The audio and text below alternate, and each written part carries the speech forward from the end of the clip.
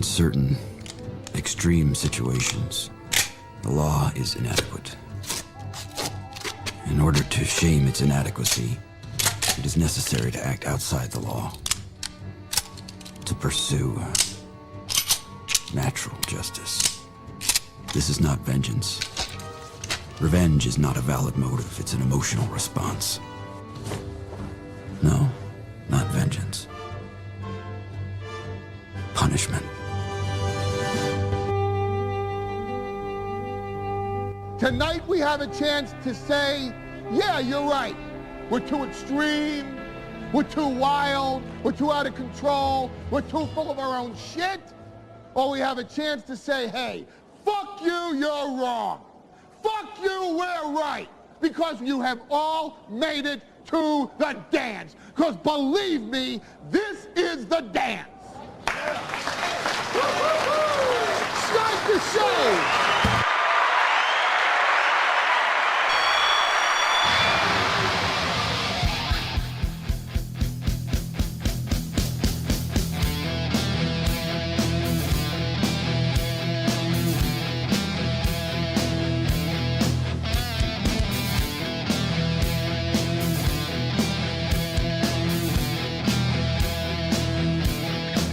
Good evening, boys and girls. Welcome. I'm going to miss all this. I still have no clue what we're going to do. I just know that sign comes Thursday, and I want to have it up by Monday. I don't know how we're getting... You know what? This is the weirdest thing, because I'm terrible at... literally, all I can do is broadcast. All I can do is a better show than everybody else. That's all I know how to do. Setting this up, no idea. Lighting the fucking thing, no clue. Just enough to get my face lit up. Managing the space, no idea what I'm doing. No clue. And now, type of camera to use, why bother? And now I've got to do all this stuff by Monday. And I'm just like, I have that plucky go-getter attitude where I'm like, hey, I may not know what the hell I'm doing, but it'll come together. It'll work out. It's literally the attitude I have. This is all going to happen. I got people sending me messages not to get rid of this sign. I'm telling you, Thursday night, I'll put up, if I'm not too busy, Thursday night, I will put up a sign, or I'll put up a picture of the sign online on all the pages. And you're going to love it. It looks amazing. Someone really took months of their hard work. And they really made the damn thing. But I don't know. Like, something's going on this. Like, my biggest thing is people are like, oh, paint it a certain color. I don't want to paint a section of an entire bottom half of a house and then leave the rest of it some other way, So putting something on the wall, I'm not against that. Hanging something from the wall, attaching something to the wall, I'm not against that. But this is a big fucking sign. Like, we're anchoring studs and shit. Like, we got to do the damn thing. So I'm looking at that. Like, I look behind me right now and I'm like, what are we going to do? Oh, and shopping for e-boards is going to be kind of fun. We might retire the old whiteboard. It's just, I don't know, man. Like, I'm trying, I want to get it all done by Monday. Like, I've already run my big dumb mouth, so I got to get it done by Monday, right? And so now getting it done by Monday means a steep learning curve for a guy who knows how to do next to nothing. That's going to be fun. All right, let's talk to the people who are already contributing big time tonight. I have a feeling, I have a feeling we're going to have an easy go of it this evening. Flinty Gecko starting us off with $25. We want the gold, sucker. Hulk Hogan, we coming for you, nigga. Tall Guy kicking in $20. We want the gold, sucker. Hulk Hogan, we coming for you, nigga. Thank you very much. And El Camino, 5,000 El Camino. I tell you, man, I think everyone can kind of tell that Steel Toes had the upper hand for a while here because people like this are really having a hard time. 5,000 El Camino with $199. Still pretending big changes are coming, eh? I mean, they have been. I don't know if you've been paying attention, Jack, but the the changes have been coming. Sorry. Enjoy the show, man. Enjoy the show. Thank you for the 20. Thank you for the 25. We are, wow, 150 to start today. Thank you guys very much. 150 is the number. Crunchy will be by shortly to take care of the rest. No. Keep it going, man. I think 3 more of what we just had, and we're done for the night. 3 more of those, that first 2 minutes of the show. And I think we're good to go. Tall guy with $20 says, enjoy the show while at work. Well, that's the best way to do it. We are a time killer, if nothing else. Numero uno, Josh Denny fan with $1 says, I don't want to paint just the bottom part of a house. Never heard painting a wall be referred to like that. No. Painting one section of the bot. Like, I don't, like, you're going to see when we take this camera and the other old camera we have and we set up other cameras around the area, but it's a large space. Like, it's just, there's a studio in the corner and then there's a big ass space out here. And it's going to look fucking retarded. Look, we'll figure it out. Why don't hey, you know what? Why don't I just turn it into a home improvement project and just wall the thing off? What a lazy bastard, right? No Pen 15 Fathead with $2 says Big Changes is a weird name for a guy. Now, you guys want to put this together? Take a look at that one right here. Still pretending big changes are coming. No Pen 15 Fathead. Big Changes is a weird name for a guy. You see, in that super chat, in that contribution there, I'm a gay guy sucking off someone named Big Changes. You know, guys, it's your originality that gets me most.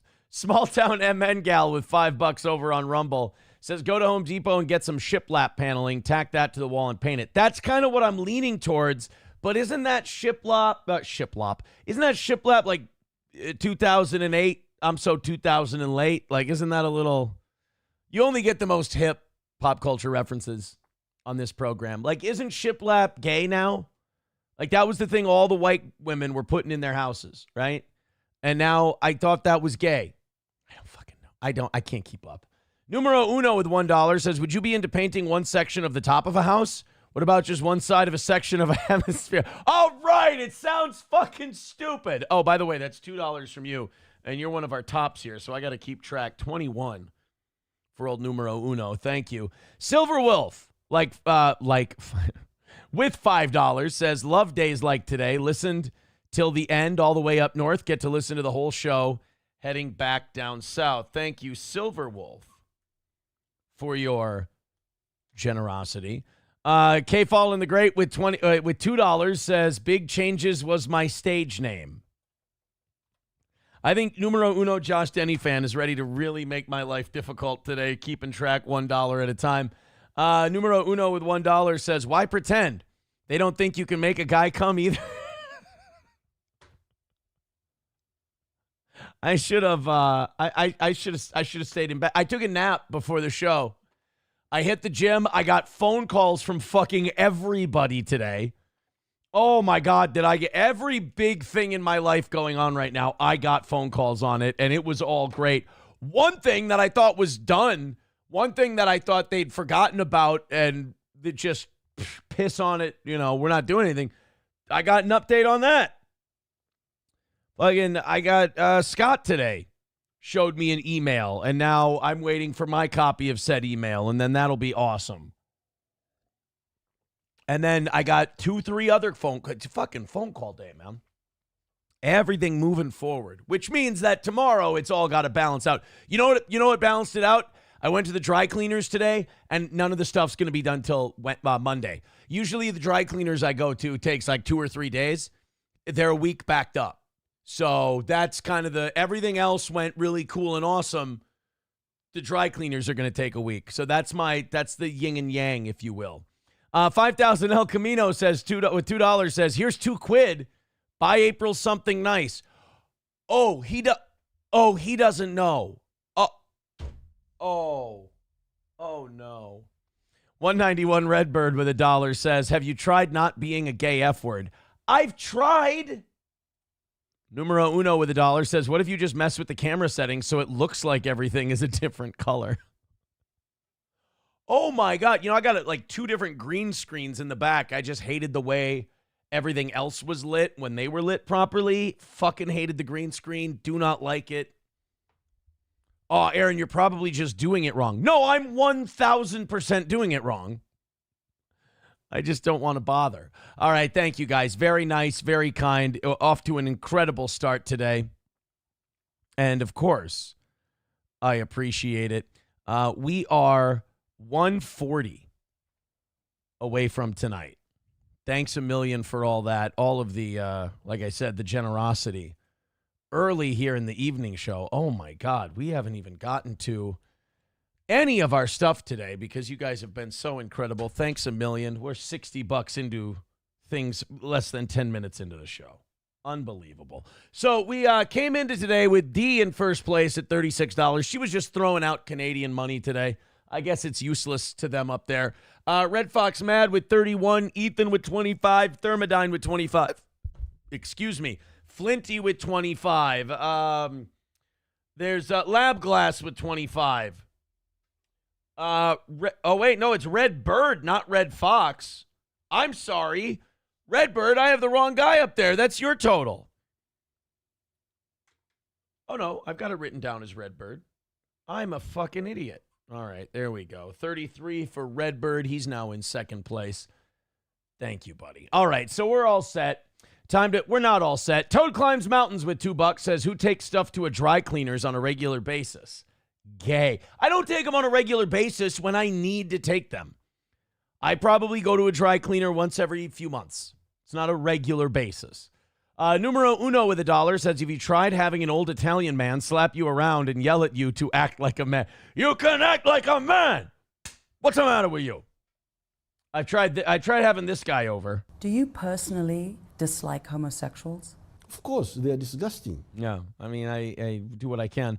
191 says, many try advancing past a boomer trying to understand a digital camera. Yeah, some people do that. That's not part of my charm.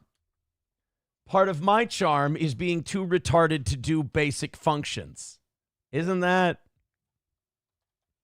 Ain't that cute? Thank you, guys. You guys just keep knocking it down there. 135 is the number. I can't keep up. Jesus, titty fucking Christ. Here's another cope that I love. 5,000 El Camino. Here's another $2 for more jet black hair dye. I don't know what color you think my hair is. It is not jet black. I have dark brown hair, and I've found a couple grays.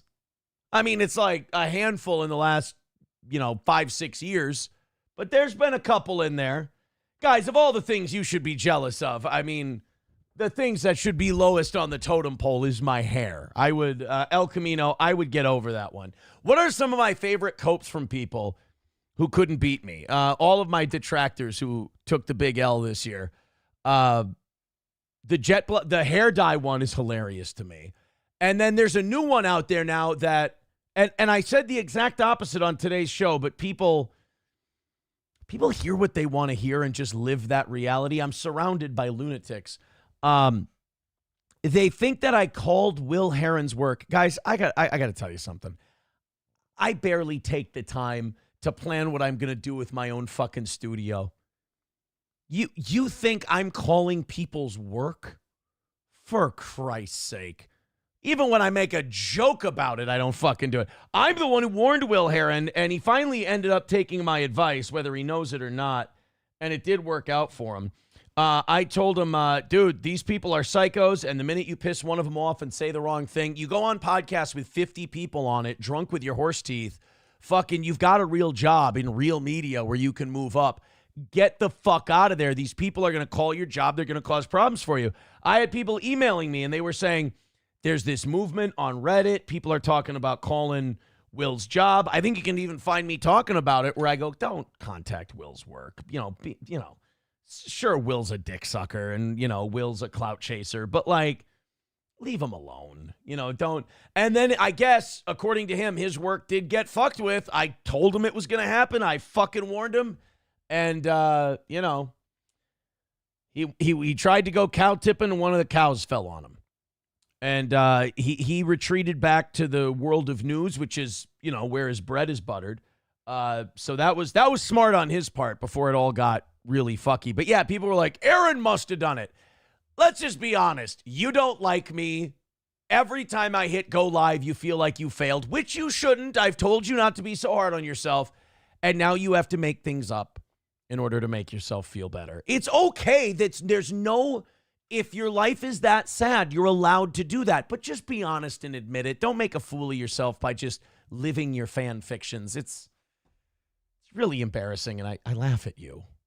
You're my lol cow. NoPen15 Fathead with $2 says it's a touch lighter than soy sauce. It's not that dark. I don't know if it's a camera thing or what, but it's not that dark of hair. Numero Uno with $1 says if you give Matt some treats and jingle some keys over, jingle some keys over a paint can, maybe he'll do it. But I don't want to do something so permanent, I don't want to do something so permanent, as gay as that sounds. All right, thank you guys. Now we're all caught up. Now we can move on. We've got plenty to do today. Sorry to slap you around a little, El Camino, like I always say, but one day you guys are going to own your feelings. You're going to own your emotions, and I won't be this big bad boogeyman hanging out under your bed all the time. All right, buddy? I promise. And then you'll just be a regular toe boy. You sweetie pie, you. Guess what, guys? We're here.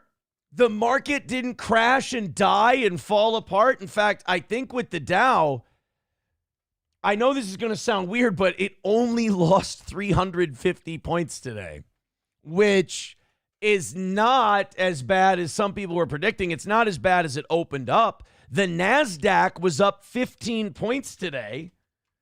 So we got, any port in the storm, right? S&P down 11 points, 0.23%. It was negligible. So I'm not saying things have leveled off. I'm just saying that a lot of fucking really dumb people that you should always bet the opposite against and you'll usually win said shit like this. The president doesn't try to reach out and reward these countries and companies that play by the rules in the 1987 scenario. The one where we went down 3 days and then down 22% on Monday has the most cogency. We will not have to wait out too long, will we? We'll know by Monday. Fortunately, we had an excellent set of employment numbers today. At least it makes it less likely a crash will necessarily lead to a recession. But if President Trump stays intransigent and does nothing to ameliorate the damage that I saw these last 2 days, I'm not going to be constructive here. I will contain my anger, but only because I lived through 87, and in the end, I came out okay. I was in cash for the crash. I know what this feels like. Oh, and if Europe moves against our fabulous tech companies next week, then I will be furious. That I promise you, because it should not happen. So Cramer thought we were maybe headed towards a Black Monday kind of a thing, and surprise, surprise, Cramer predicted it, and it did not happen. I tell you guys, shading his bets is the best way to make money. There's got to be some kind of documented record. I'm sure it's been memed to death online. You bet against Cramer, you will make a lot of money. Not only that, there were some stats about like what percentage of the country's income has their wealth in stocks. And as you see the market go down the way it has, you've also seen a precipitous drop in inflation. It's less than 1%. You've seen a big drop in consumer price goods. You've seen a drop in interest rates. I mean, you're seeing a drop in all of these things that regular, on a budget, everyday Americans judge their economy by. We're at a really dangerous tipping point here where, you've always heard the term two Americas, living in two different countries, where, and we saw it under Biden, where the things that a lot of the more higher income people use to measure success, the stock market, went crazy, and all those people went, the economy ain't so bad. But then you saw the items that made up the majority and the working class economy, and all of those numbers were spiking through the roof, making life more difficult. People were putting grocery store items on credit cards. I mean, just absolute insanity. And those people would have swore we were in a recession Meanwhile, the market's going crazy. So it's never, smart to try and put a positive spin on these things, but we were due a correction. Like these numbers had to start matching one another. The prices of consumer goods in the market needed to kind of work in unison a little bit.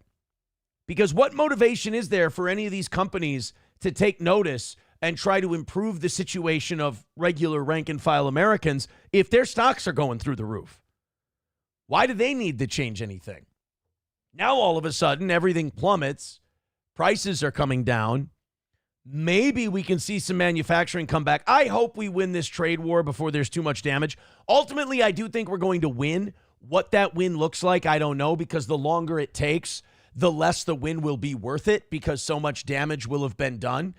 If we can win relatively easily and companies start coming to America and announcing more investment here and other countries start eliminating tariffs and we can start pulling back on ours, great. But right now you've got two people and they've both got guns pointed at each other. It's hard to get one of them to say, hey, trust me, you lower yours, I'll lower mine.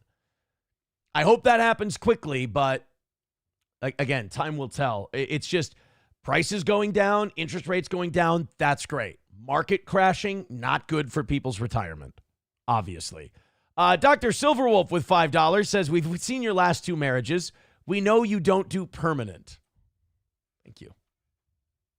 Thank you. McBuster says, some smoke crack and throw dice in an alley. Others sit online chained to the stock market on Adderall. Degenerate gamblers are gay. End of Silence says, Cramer sucks so much government dick, he makes Diddy look straight. Bigot on socialist media says, lost it over 20 years ago, trying to bring back some, won't bring back everything already lost. That's a fair point. But, I always hated that attitude that presidents have had since I was a kid where they're like, well, manufacturing went away and, it's never coming back, so why try? Well, that doesn't really sound like that's not the can-do American spirit, Just like, oh, fuck it, next. Couldn't make it work. What do you do? It's at least worth a try, right? Alander says, and if you are near retirement age and still have your savings in volatile stocks, you're retarded. He does have a point. The older you get, the more your investment people will move your investments towards really more conservative options. The stocks and, volatile stocks and, high cap shit, all that stuff. That's when you're young, that's when you're my age. That's when you want to see, some crazy growth. As you get older, you start to really tighten things up. Professor Tie-Dye with $1 says, I'm not going to say anything mean. I sent a DM of the dire wolves that were brought back so you can now get a real dog for the family. We're gonna talk about that dire wolf story either tonight or tomorrow morning. One of the two. Also, somebody asked me over the text, they said, who do you got, Florida or Houston? Florida. I have a bigger conference bias. I'm an asshole like that. Roots is making us a little AI infographic thing. Roots, how about make it 2 minutes long? If you're listening right now, Roots, go at 2 minutes. If he can't hear me, I'll shoot him an email back a little bit later. All right, 1:30 away from tonight. Unbelievable job, guys. Unbelievable work you're doing here. I'm incredibly impressed. Thank you very much for your contributions. You know the drill. Streamlabs, PayPal, Venmo, and Super Chats. Thanks again. All right. I like this. The evening show's a lot of hanging out with the chat, fucking around, not so much the heavy stuff. We did just do some of the heavy market stuff, but I hate Jim Cramer, and that's where that came from.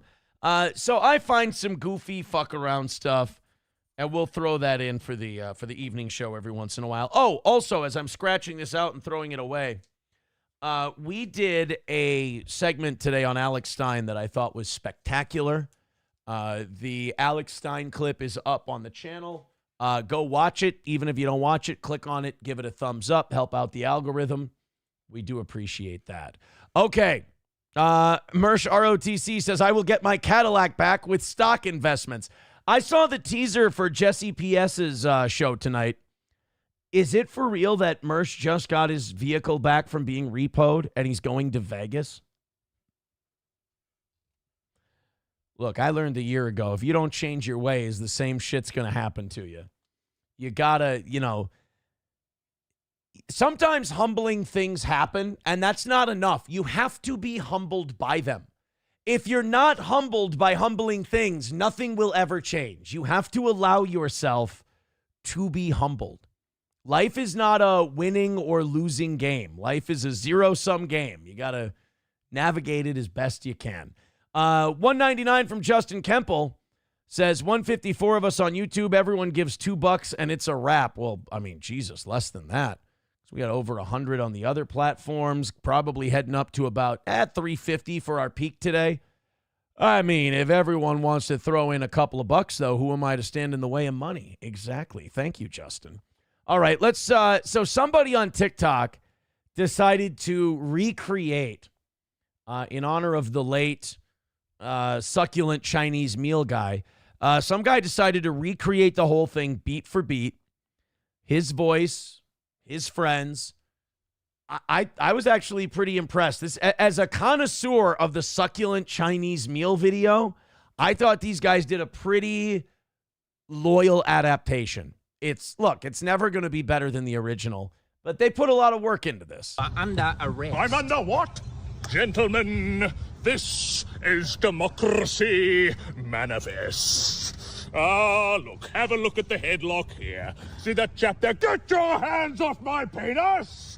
That's the gentleman who got me on the penis before. Why did you do this to me? For what reason? What is the charge? Eating a meal? A succulent Chinese meal? Ah, nice headlock, sir. Ah, yes. I see you know your judo well.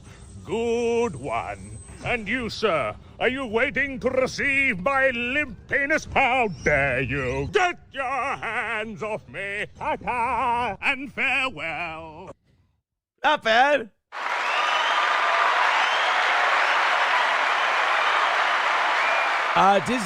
Disney's TikTok has officially announced that they will be doing an all-female version next week. So who's not excited? Beloved Chatter with 199 says, because Justin Kemple said so, rally. Look at that. A Justin Kemple inspired $2 rally. Who doesn't? Everybody can get down with a $2 rally. 191 Redbird with $1 says, been working 2 jobs at once in the last 4 years to make ends meet and been told I'm too stupid to understand economics.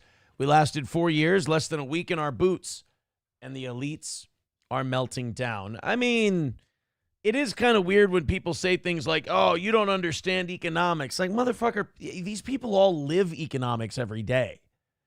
I mean, you can't live economics on a constant basis and then be told you don't understand it. Like, you go to the store, you're living economics. You put gas in your car, you're living economics. You look at your account balance, you're living economics. You go to buy a home. Somebody looking at their stock portfolio on a computer screen, I would argue, is understanding economics maybe less than the people actually living it. Dr. Silverwolf with $2 says, rally, I also have your cups. My cups. My lovely lady lumps. Send them, take them out, take them down. Do your stuff. Thank you, buddy. 125 is the number today. Boy, I love these little evening show rallies where it's like a couple bucks at a time and all adds up. Thank you, boys and girls. Guys, I have a true miracle for you. No, Mersh ROTC, I am not buying a PS5. I fought the urge and I instead invested it. I don't need one. I got, speaking of video games, I might have started to figure out Manor Lords. I claimed my first territory today. I think I'm getting it, you guys. I think I'm getting Manor Lords. I raided my first bandit camp.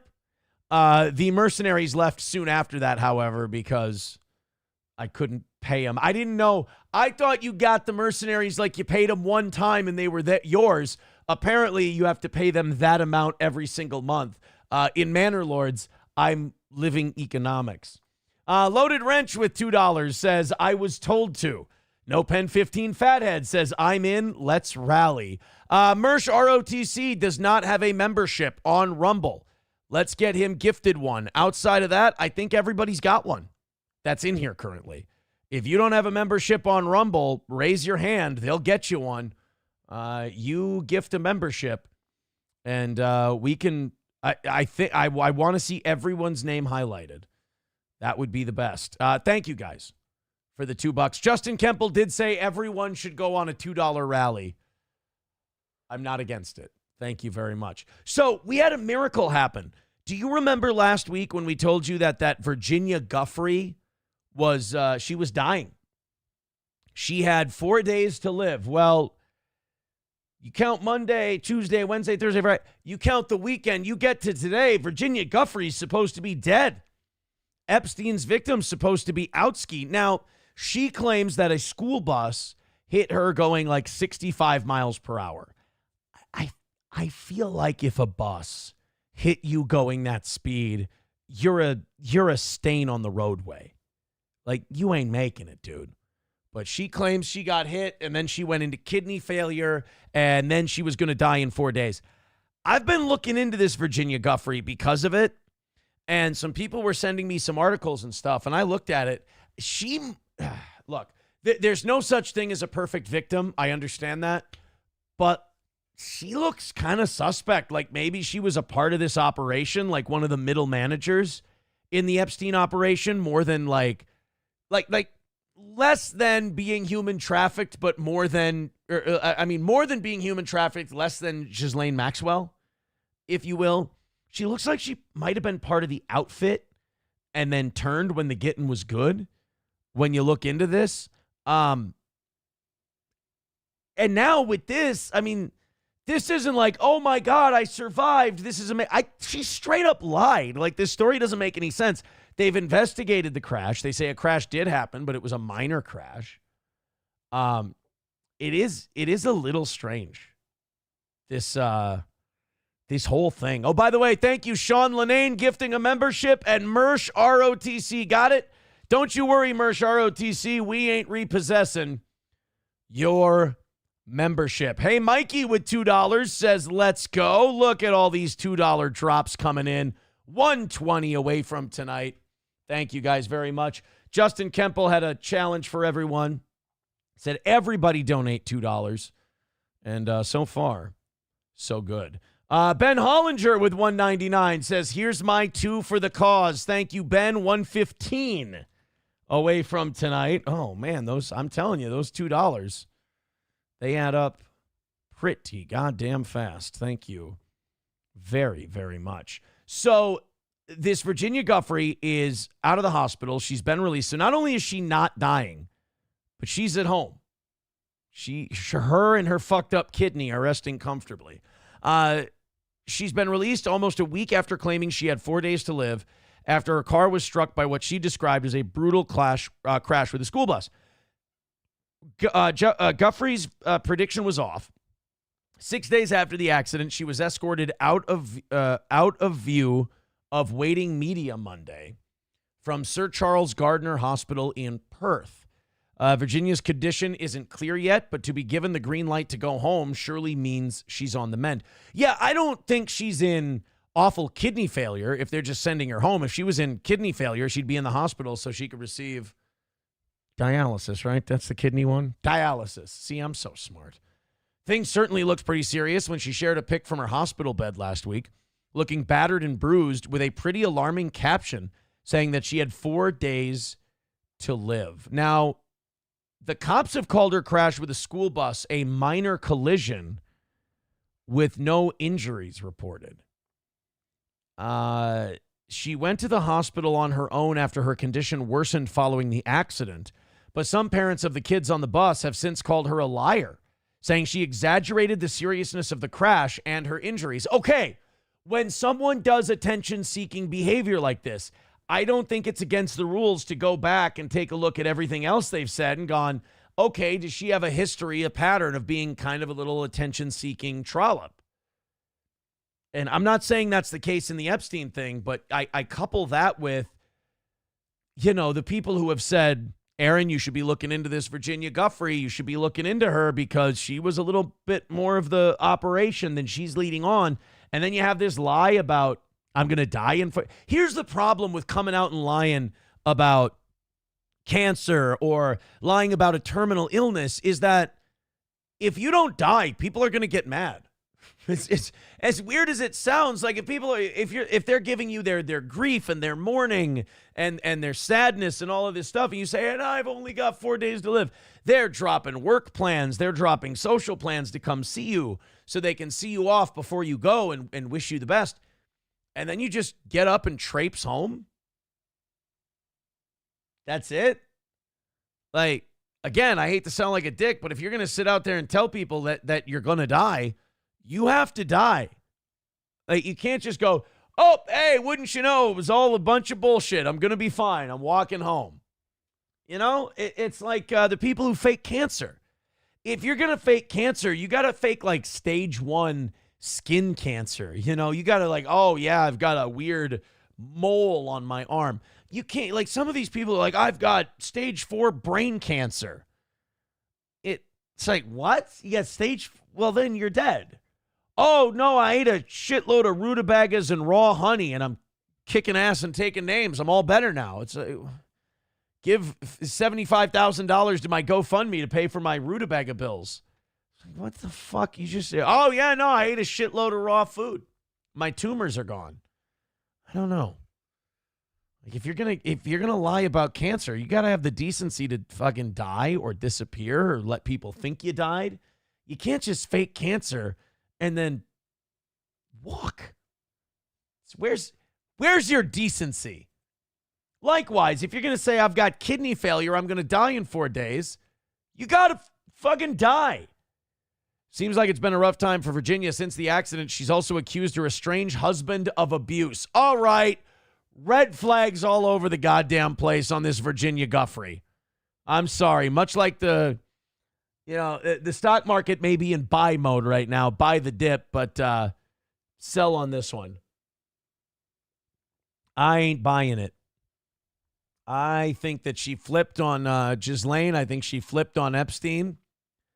I think she lied about how bad this crash was. I think she's lying about the husband. I think she's lying about the kidney disease. Look, I have experience with people who lie and pretend to be victims to get the heat off of them in a trying situation. So I can kind of see these signs from a mile away. Other people can't, and they kind of get used and victimized by it.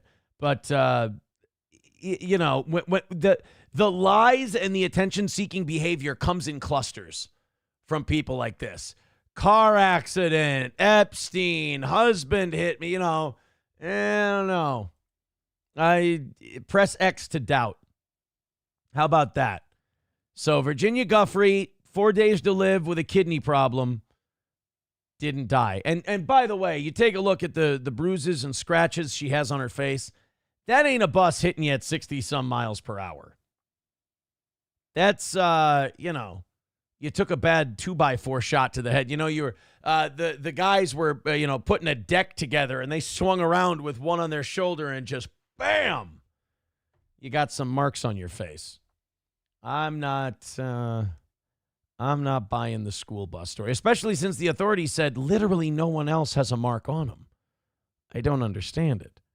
Bigot on socialist media says if you're not an obese and have other failing organs, probably can struggle for a while getting to dialysis every day. I don't know. Press X to doubt on old Virginia Giuffre. 1:15 away from tonight. Thank you guys very much. That $2 rally was awesome. Keep it going.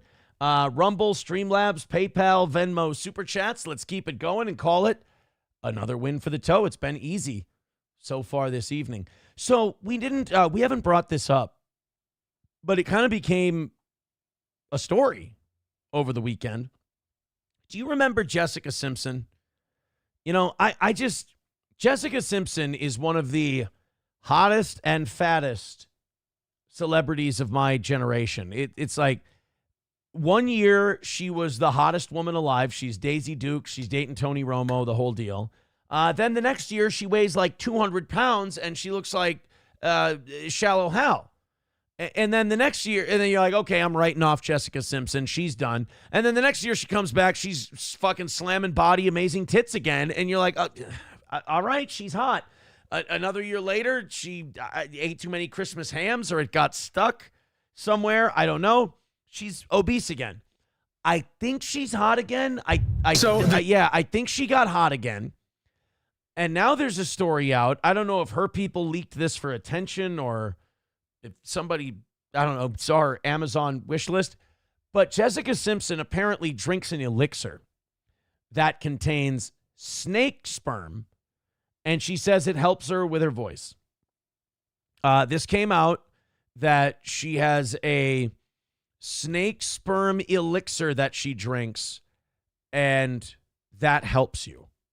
That apparently it gives you better range or whatever, and it helps her singing. So people started to confront her on this. We're like, we found out that you drank snake sperm to help your voice. That's probably not true, is it? And she's like, no, it 100%, it's true. I drink snake sperm, which I kind of find brave that you just come out and admit that. And she drinks it because it helps with her singing, whereas most of us drink snake sperm because we like the taste. It's really more of that kind of a deal. Uh-oh, guys, we broke 5,000 El Camino with 199. He says, why isn't Melton in the corner of the screen? This sucks. So you have an IQ of about 50 then. Oh, my God. Could you imagine listening to someone so boring, unoriginal, and unfunny that they have to live vicariously through me, and then you unironically go, that's better. It's so pathetic. It's so pitiful. Let's go to Jessica Simpson. So imagine you're TMZ, and your job is to follow around celebrities. And Harvey's passing around the assignments that day. And he passes around the assignments. You get yours. You're looking like, wait at the airport for Jessica Simpson and ask her about her snake cum drink. All right. Well, you know what? The grass ain't always greener on the other side. The grass is greener where you water it. Let's see what she's got. The new music is fire, Jessica. Honestly, it's so good. Have you really listened? I have listened to it, yes. It's so spectacular. Listen, Jess, look, I have to say this though, right? We are so used to like digging into your personal life. We forget how freaking talented you are sometimes. Well, thank you. No, seriously, like it's a fact. You wouldn't be saying this if you were talking to fat Jessica Simpson. You only say this to hot Jessica Simpson, you asshole. Right? Oh, you gotta muse on something. Yeah, let me ask you this. Now that you know what you're drinking, are you gonna keep drinking it? What, the Red Bull? No, the snake semen. Oh, of course. You gonna keep drinking it? Yeah. All right. Snake gourd. Does it have any other benefits that you know of? I mean, it just really clears my throat. I'm just a great singer when I have snake sperm. All right. I mean, it's not like she's sucking off a snake. I mean, you know what? I'm probably the wrong guy to be defending this. Look, drink whatever the hell you want. I ain't watching. If it helps with your singing, and is it a placebo effect? I'm sure. I don't think there's, like, why snake skin?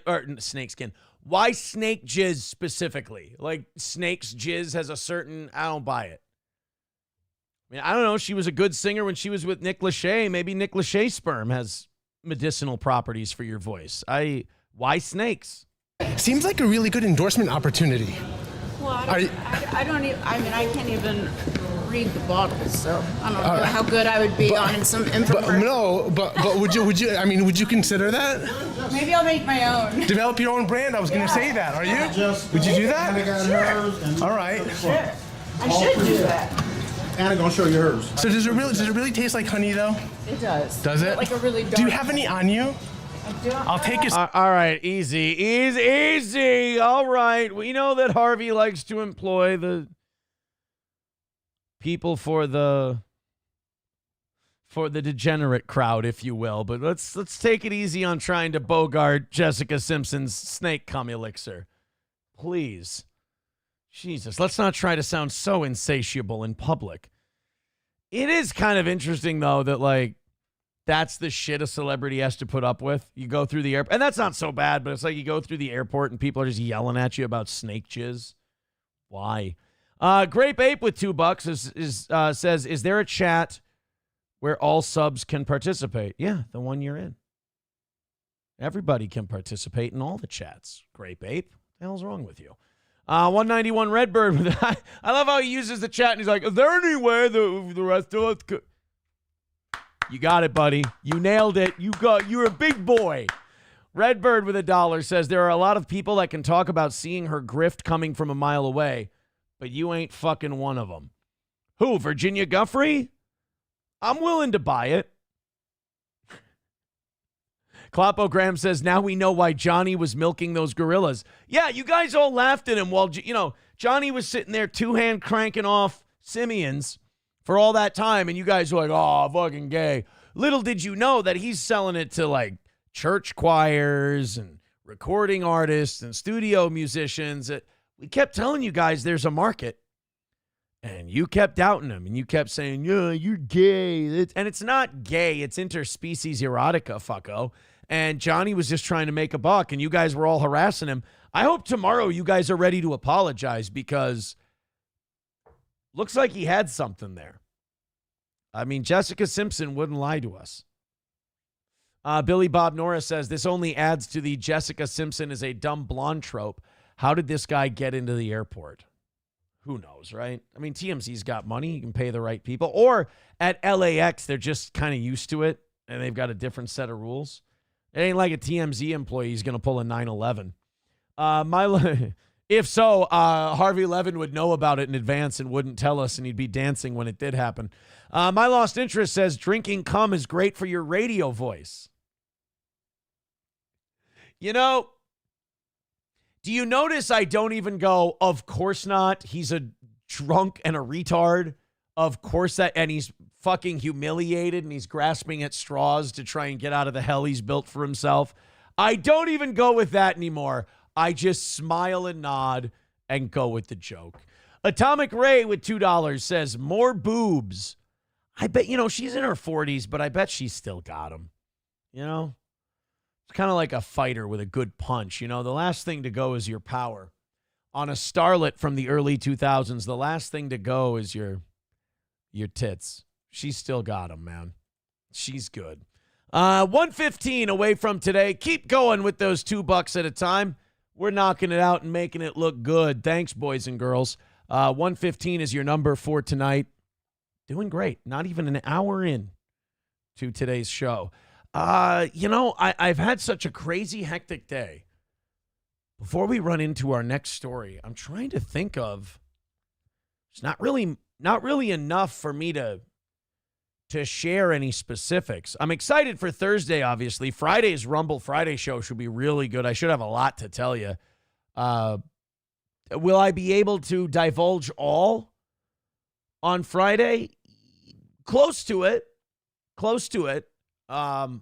But yeah, I'm very excited to have that whole thing wrapped up. But, everything else is proceeding along magnificently. I could not be happier.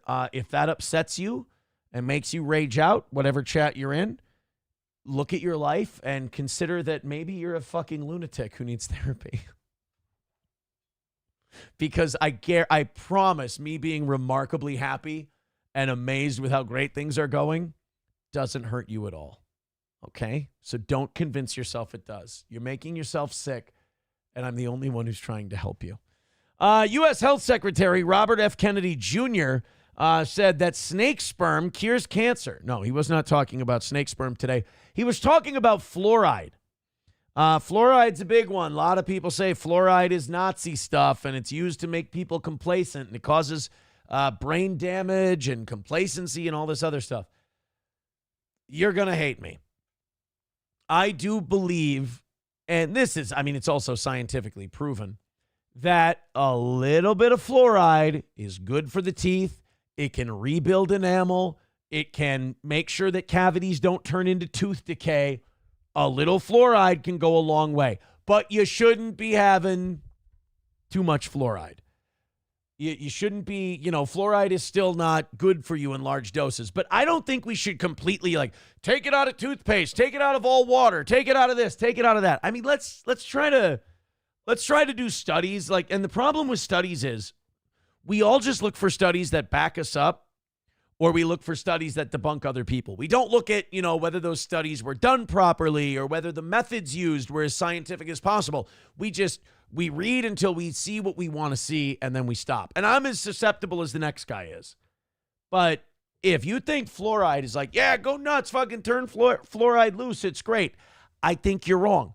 But if you're also saying fluoride shouldn't be in anything, I think you're wrong also. I think you'd see a lot more dental work. I think you'd see a lot more cavities, a lot more tooth decay if we took fluoride out of things like toothpaste. I really do. Is it maybe too prevalent? Perhaps, maybe.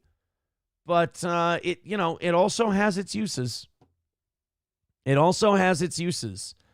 The first thing I ever heard negative about fluoride was I was in middle school or high school, and people were saying that the Nazis used it to make people complacent. I don't know if that was actually the case, but that was one of the things that people used against it. The final boss becoming a member for 5 months says monthly request for KB drop yelling at Gino. I'll fucking kill you, you fucking faggot. There you go, buddy. There you go. 09 Canyon says we have fluoride-free toothpaste. And again, they've done studies on the fluoride-free toothpaste.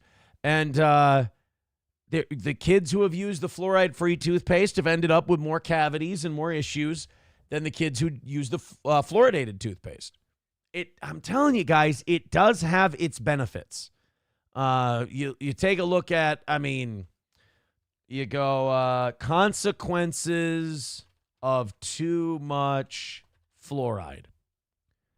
A condition affecting fluorosis can affect teeth and bones. Long-term exposure potentially causing skeletal fluorosis, joint pain, and bone density issues. Can also cause those white stains on your teeth. It looks like you got a port wine stain on your mouth when you get too much. That's a sign of too much fluoride as well. But, all things in moderation, man. All things in moderation. Clopogram reminding us, it's turning the frickin' frogs gay. Rusty Grammer says, explain how I've lived fluoride-free my entire life. Well water. Never once had a cavity. Also, never go to the dentist for checkups. Well, then how do you know you don't have a cavity? You know that thing where you're eating ice cream or something, one of your teeth might hurt? That might be a cavity, dude. I'm not saying you have them or you don't, but also, did you use fluoride-free toothpaste? Because if you used Crest or Colgate or whatever, you were using fluoridated toothpaste.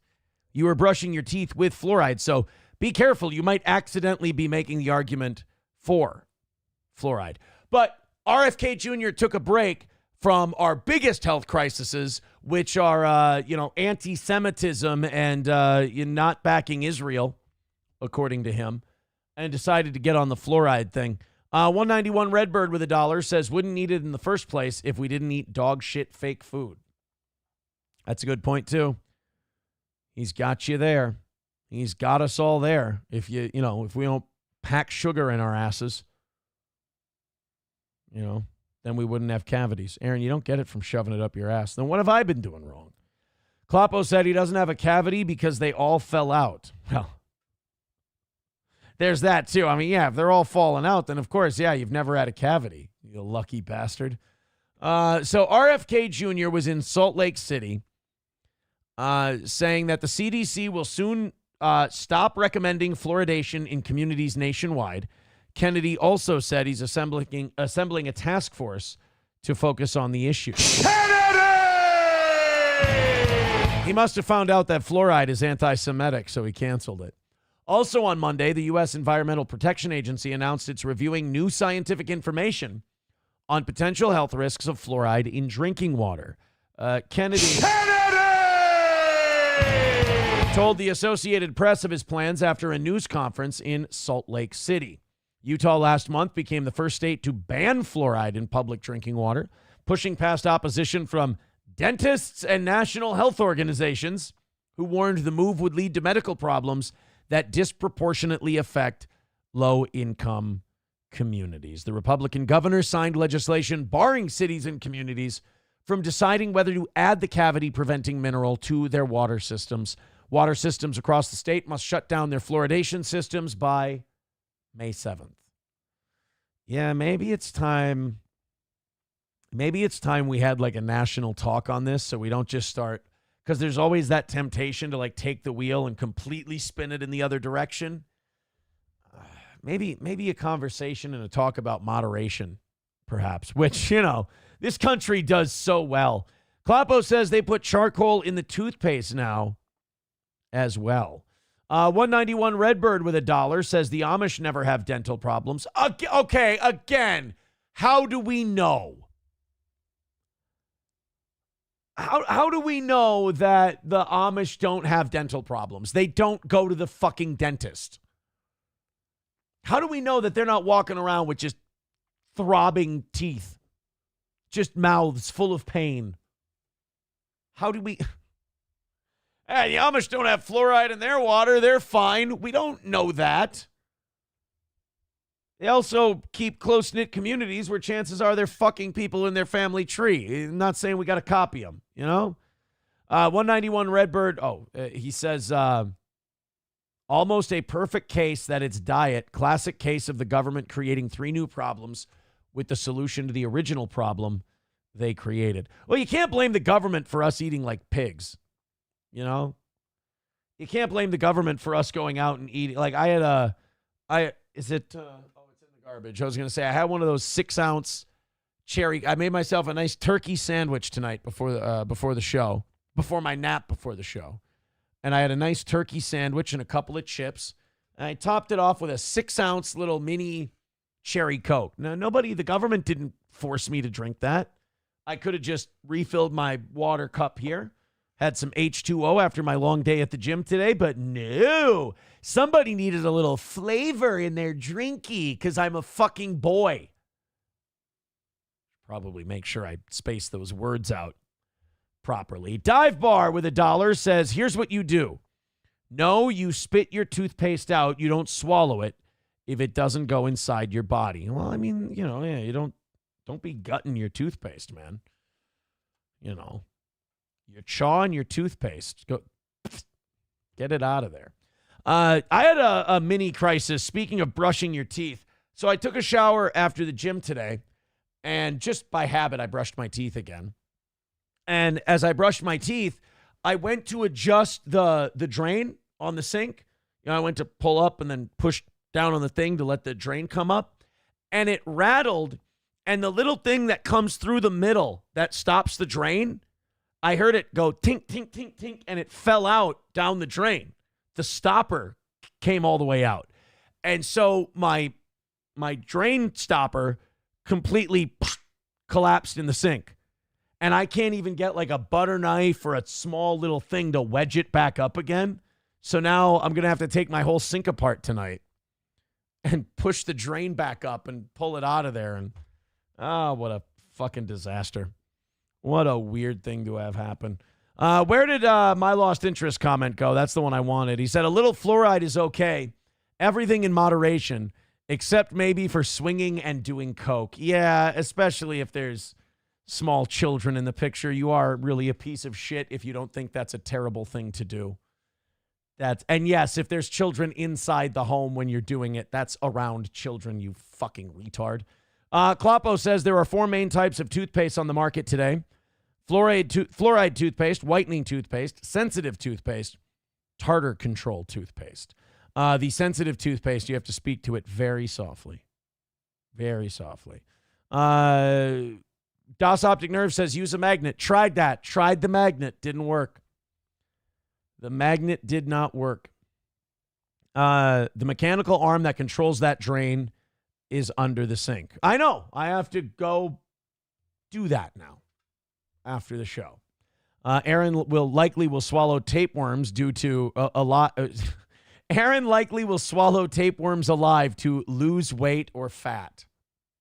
I had a good day at the gym today, and I did not follow it up with fucking pizza rolls or Quick Trip. So you know, if I can keep that pattern going for a couple of weeks, we'll be good to go. I believe. 110 away from tonight's goal. Go ahead and chip in. Call it another win for the toe. We're not even halfway through tonight yet, and you guys are already halfway through the goal. I appreciate that. Go ahead and throw in a couple of big dingers, and we'll call this one wrapped up for the night. Thanks again, Evening Show crowd. You are the best. Hit like, hit subscribe, hit follow. We are up over 300 at the moment. I like that. Everybody hit a thumbs up. Everybody hit a follow, hit a subscribe, and become a member.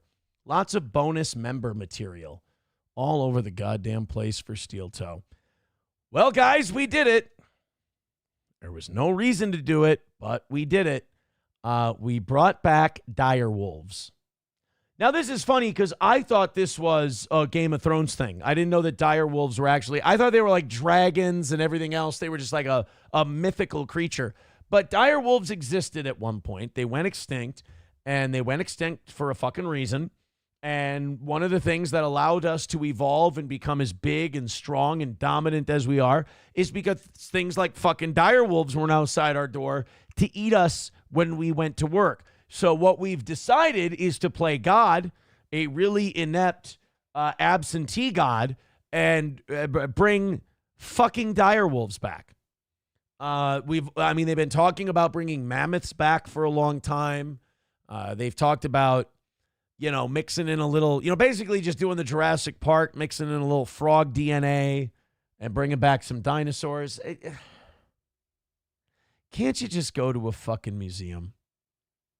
You know, can't you just go look at the bones and shit? Does it have to be, you know, let's just bring it back? Why? Because we can. No. Das Optic Nerve says, what the fuck is a dire wolf? Sounds like an 80s band name. You know, like how regular wolves are scary and will rip your fucking throat out? Okay. Now imagine one the size of a fucking grizzly bear. That's what we decided to bring back. Silver Wolf with $1 says, big puppy? Yes. Oh, just a biggest puppy, Silver Wolf. Just a big, happy, friendly puppy. No. This is and by the way, I understand that I'm the fly in the ointment on this. I'm the potty pooper. People love this idea. I've been reading about it all day. People are like, yeah, what should we bring back next? Let's bring this back. Like, I watch Jurassic Park, and I'm a Jeff Goldblum guy. I am not a Wayne Knight guy. I am not a Richard Attenborough guy. I'm firmly on the side of Jeff Goldblum.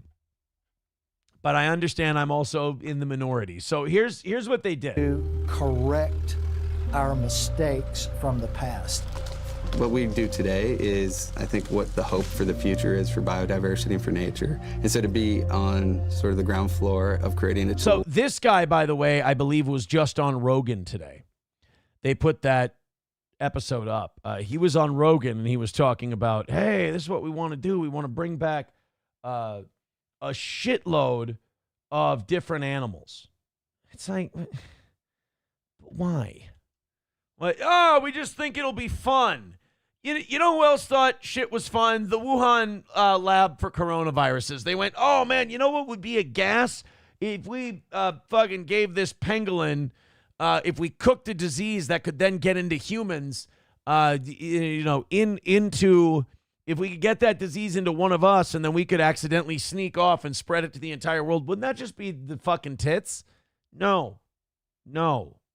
We're going to be in lockdown now because there's going to be dire wolves everywhere in 50 years. That will be the solution for our biodiversity crisis is the most motivating thought that I could ever have. By the way, calling it a biodiversity crisis is just something you said. We don't have a biodiversity crisis. It doesn't exist. You claimed it. You said it was a thing. So now we all have to live like it's a thing. Like we have a biodiversity. We have the biodiversity that we're supposed to have. That's how nature works. You know, and then when a big meteor comes by and wipes it all out, whatever, you know, mites and tiny little field mice or whatever lives through that, that's the biodiversity we're supposed to have. This idea that, nature's fucking up, us humans got to step in. Yeah, that always works out well. What we're doing at Colossal has never been done before. I hope everyone around the world is leveraging the technologies that we develop here, and I hope that biodiversity loss and extinction is just a thing of the past. Things go extinct because they're supposed to go extinct. There's a reason. The idea of being able to have direwolves again is tremendously, personally exciting, and I think it's going to be exciting to a lot of people. The first time I see a direwolf, oh my God. Direwolf's a big fluffy dog that I probably wouldn't pet. I think it's going to be amazing in a lot of ways. I'm really excited to see the birth of this direwolf pup and all the hard work that all of the teams have contributed to. This is just humanity getting bored and developing way too many technologies and just feeling the need to fuck around. This has become the next era of science, which is there is no reason for us to do this, but we're fucking bored. We don't have anything else to do.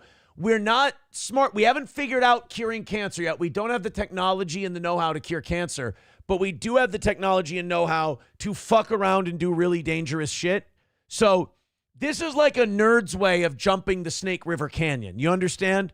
You know, you got like Evil Knievels, and they're like, we're going to jump this fucking canyon in a motorcycle. And you're like, there's no fucking reason for you to do that. And you're like, yeah, but it'll be so much fun.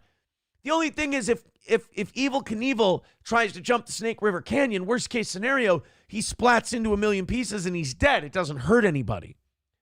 If you bring back a fucking direwolf and all of a sudden it's just eating a bunch of Chinese babies, yeah, we kind of fucked up on that one. There's so many people that have had their hand in this that it's just fulfilling for us to see, okay, we did it. We produced something that is magnificent and science fiction at its finest. Science fiction. With the fiction. The fiction is the part of the science fiction that the part that you would focus on in the fiction.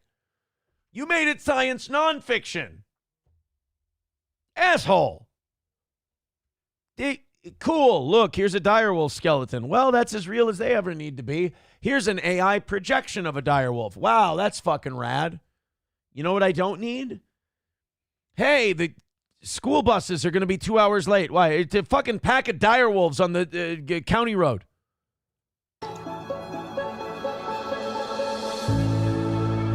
Oh, look, they'll be so cute when they're eating your grandmother in 10 years. 2 years. Oh, look at that little killer. Romulus and Remus. Oh, the old parable of the start of Rome. Isn't that something? Didn't Romulus kill Remus?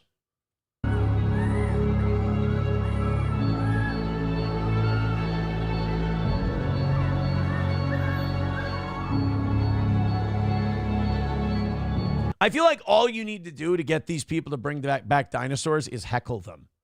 Like they do a conference and they're like, bring back a T-Rex, you fucking pussy. And they'll do it tomorrow. I'll show that fucking, because they'll see us all as the jocks that bullied them their whole life. And they're like, this is why you can't give nerds any room. This is why you can't give them any riches. You can't give them any attention. You can't give them any value because they go way too far. You know? They just go, oh yeah, you said I wasn't cool in high school. I got a Tyrannosaurus to rip your fucking head off. It's like, you people are sociopaths. There's a reason that these people were bullied in school by the jocks. The jocks were innocent. The jocks weren't going to take over the world and do horrible, evil things. These fucking dorks are sociopaths. The jocks needed to bully them because they knew that they would do some really weird, horrifying, clandestine shit if they were left to their own devices. Bullying is necessary.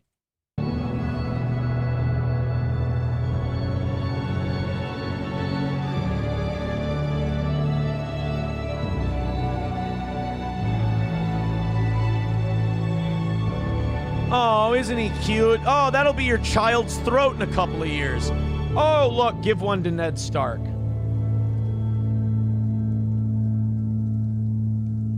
I'm against it. Colossal, that's the name of the company. I got to send out stickers to a couple people here. We're going to do a sticker giveaway later this week.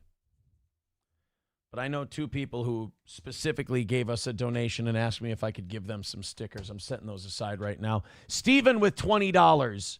over on Venmo, says stickers. I got you, buddy. I have to do a big mailing list very soon here. I got a bunch of Stonies and then some stickers. We want the gold, sucker. Hulk Hogan, we coming for you, nigga. Thank you very much, buddy. Very much appreciated. That means we are we're in the double digits. $90 away for tonight. Thank you, kids. You're very, very generous. Halfway through, and we're in the double digits. Honky with $1 says, what's next? They're going to breed Uruguay? Wait, we already got... Oh, Jesus. Professor Tie-Dye with $1 says, to be fair, there are tracks of humans and direwolves living together going back 26,000 years, so it won't be all bad.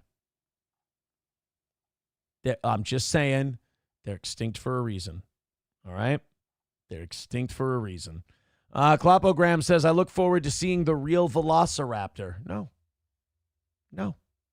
This is a bad idea. My Lost Interest says, a colossal mistake. Hey. Oh, Jesus. Snigger-niggardly, that's not true. You're better than that. You know better than that, my man. You can do better than that, too. You're more creative. Come on, buddy. Do a better job. I'm here to be entertained by you. $90 away from today. Streamlabs, PayPal, Venmo, Super Chats, Rumble Rants. This thing can all be knocked down in a couple of minutes. 300 of you checking out the old toe. Hit like, hit subscribe, hit share. We appreciate the evening show being as great as they are. I have to just who runs Colossal Bioscience? I just for my own curiosity, that's all. CEO Ben Lamb. Okay, so his name is Ben Lamb, CEO.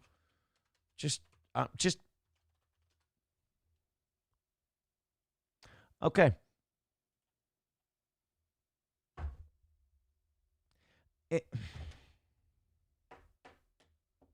Yes, of course. The answer is yes. I don't want it to be yes. I'm not asking for it to be yes. It's just fucking with nature and causing fucking problems and thinking it's a really cool idea and not giving any of us a vote and not giving a shit what might happen. That's all.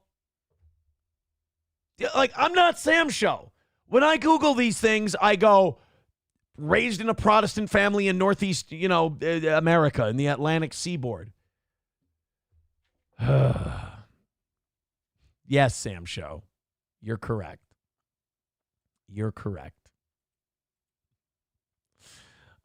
Every time I hope against hope, I go, nope, I'm going to be able to tell that Sam Show, shut up. But I just get a feeling, I just get a vibe. My Lost Interest, we cannot confirm if that's the case or not. We cannot confirm it. Hey, speaking of things that should have never been brought back, but we were going to fucking try anyway, and we're getting what we deserve. Fyre Festival 2.0. Kicked out of Mexico. They're not doing it.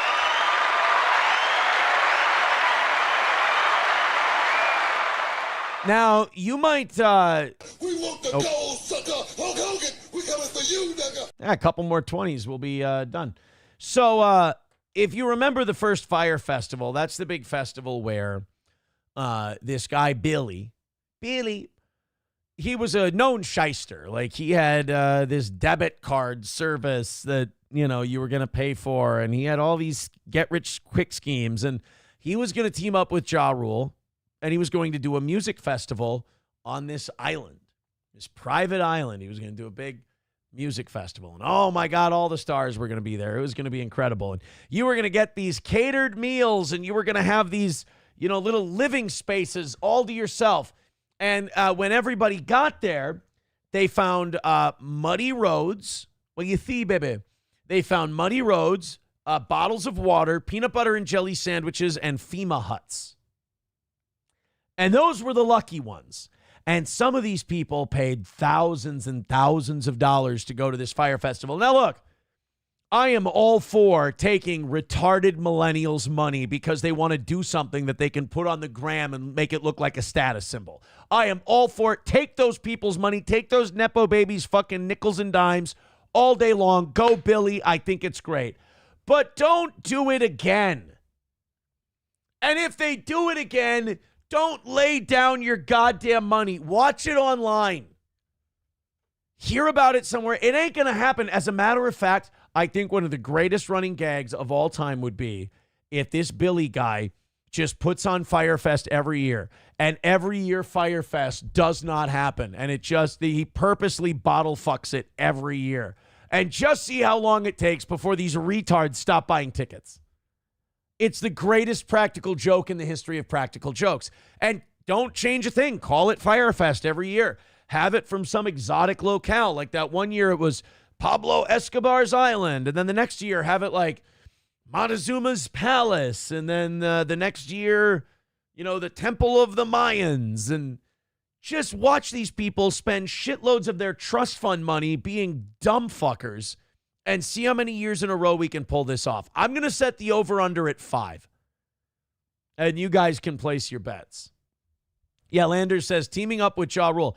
Yeah, in the mid-20 teens, teaming up with Ja Rule, really, I mean, that's gonna draw a crowd. As Tony Schiavone once said, that'll put butts in the seats. So they tried to have Fyre Festival 2.0, and you guys are not going to believe this. It's not going to happen in Playa del Carmen. It's probably not going to happen.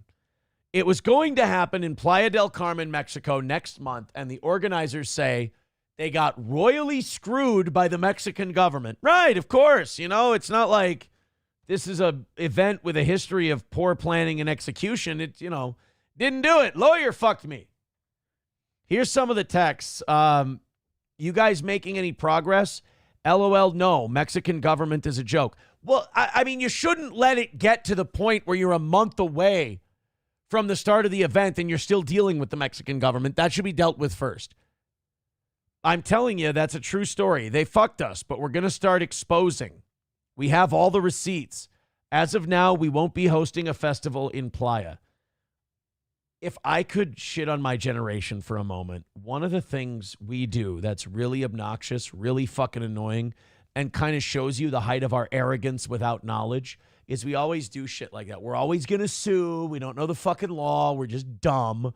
Or we go, I have all the receipts. And then they show the receipts and you go, that's nothing. It's like dumb people, retarded people say that. Retarded people go, I have the receipts of all the things they did wrong to me. I'll show you the whole thing. Isn't that like, that's Melton's like 2-hour cope session he has every Friday, right?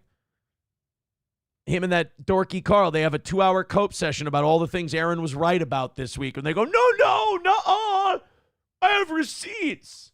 No. You have fan fiction that you've started to believe, sweetheart. It's okay. Nobody's here trying to stop your cope session. We all find it very funny.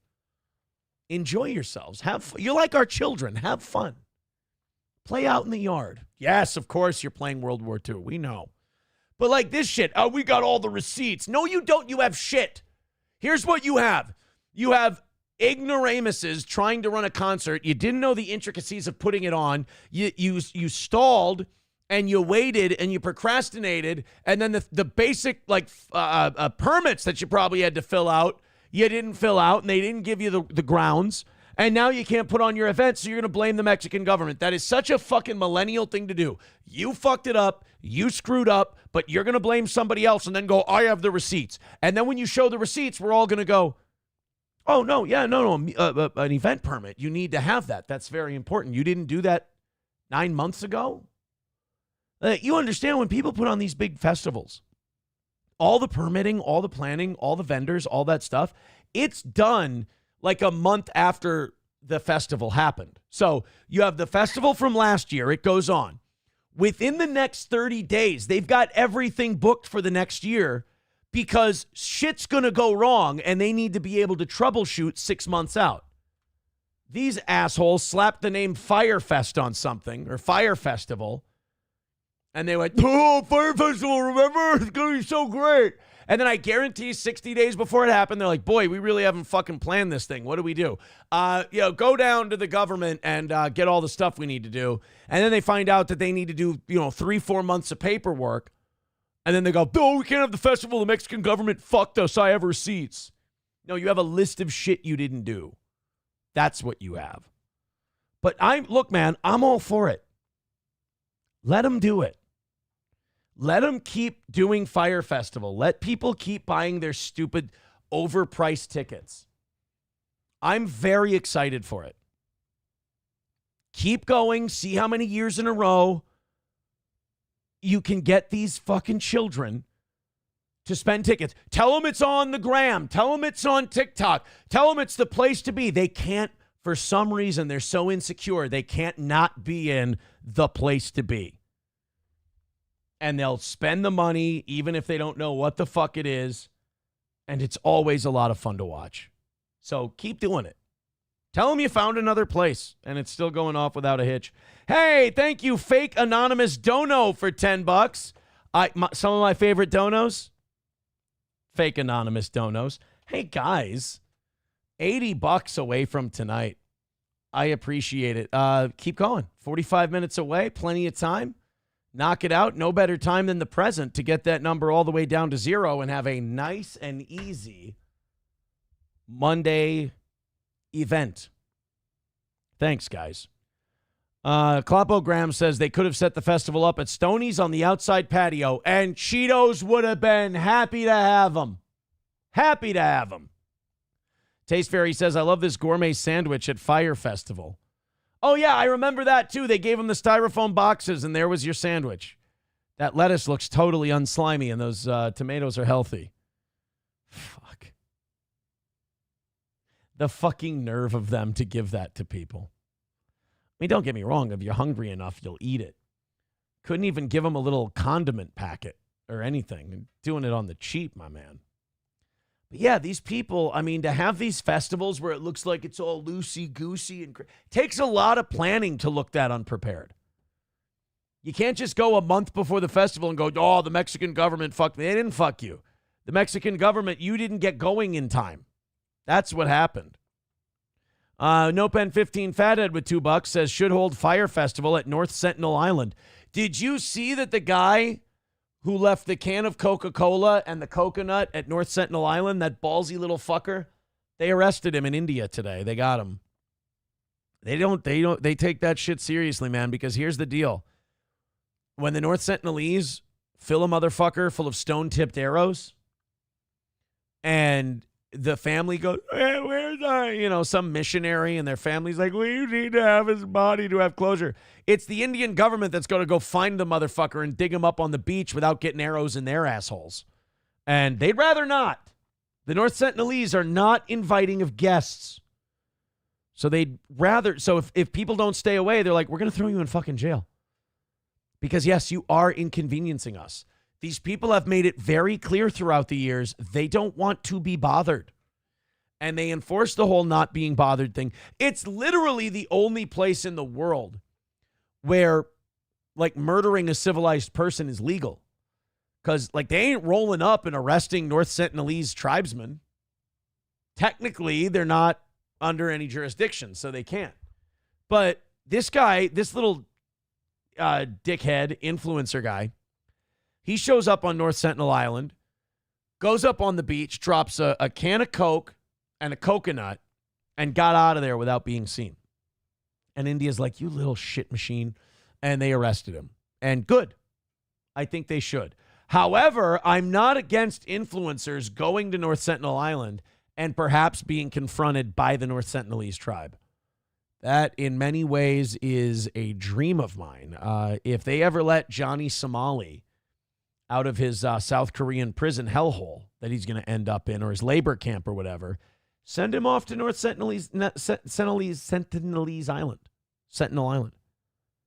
Let's make it a reality show. Let's get him, that Jack Doherty or whatever his name is, Johnny Somali, all the dipshit YouTubers. Elisa Jordana. Let's get all of them together. And let's, I'm an internet D-list celebrity, get me out of here. And we'll put them on North Sentinel Island. And they got to do like a Naked and Afraid type of thing. I'm in. And those assholes will do it if you give them enough money and let them live stream it. For sure. Bocephus, the Negromancer, says they still chuck spears. Why would you go there? For the gram. Kloppo says all people want is a good festival with amazing music and safe ecstasy pills and fantastic laser shows. Right. Don't make it too complicated. Don't make it complicated. Honky says, Will says he has proof you called his workplace. He has your book, If I Did It. New boot goofing. Yeah, there's that funny cope that people have because I guess Steel Toe keeps hitting live every day. Oh, no, you know what he did? I've noticed that, too. Every time they're just wrong about something or Patrick lies about something or whatever, to take the heat off them, they just make up a new thing. It's like a liar Ponzi scheme. It's like, yeah, we got the veterans thing wrong. Yeah, we got the court case thing wrong. Yeah, we got the thing about his son wrong. Yeah, we got all this shit wrong, but you know what? We got a new thing. It's like, you're going to be wrong about that too, sweetheart. And they're like, no, he called Will's work. And it's like, no, I didn't. Well, we're ignoring that part and just pretending you did. Okay. Whatever you need, sweetheart. It does feel like they're just all my extra children, my troubled children. Dub says, best 3-day party in Europe I attended was 98 in Bern, Switzerland, way high up. A GOA party. It was epic. I was 11. Best party I attended, laser tag and bowling birthday party for my friend Jake. I'll put that up against your fucking Bern Festival any day of the week, my friend. Hunky says they've got him dead to rights on the phone call. That dead to rights thing has become a meme here on Steel Toe, and it's about to get worse at the end of the week. That dead to rights thing did not age well. Oof. That's gotta sting. Oh boy. All right, let's go to this GameStop thing. So there's a debate going on here. I don't really think it's that much of a debate. I think it's pretty open and shut. But a GameStop employee stabbed a dude in the neck outside of a GameStop. He claims that he was protecting the store. I've got a 49-second video. You guys can be the judge if that's what happens. This is not particularly gory. You don't really see anything bad. You just see a guy hit a guy in the neck. He's got a screwdriver on him. You tell me if this guy was defending the store or if maybe he might be just a tad bit high-strung. So here's obviously the GameStop employee. Here's this giant. Now, I know you're looking at him. You're like, wow, that's threatening. That's a big dude. You got to remember he's a gamer. He's a pussy at heart.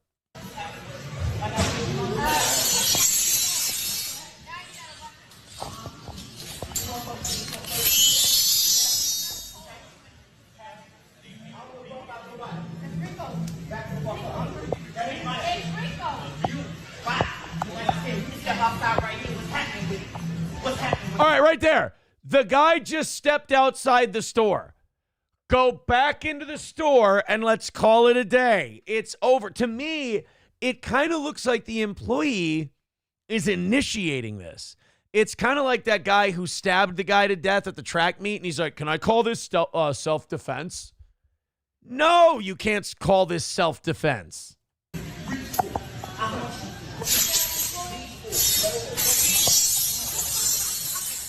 Look at that. What was that? Oh my God! Oh my God! He stabbed him! He stabbed him! I told you!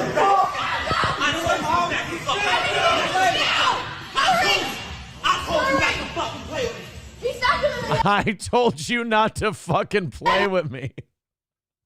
That is such a great line from a GameStop employee who just shoved a fucking screwdriver into a guy's neck. And you can tell it was a deep cut because he didn't start bleeding for you. You don't see it on the video, but you can tell when he starts bleeding, the blood starts leaking out because he goes, oh, fuck, and he just runs off.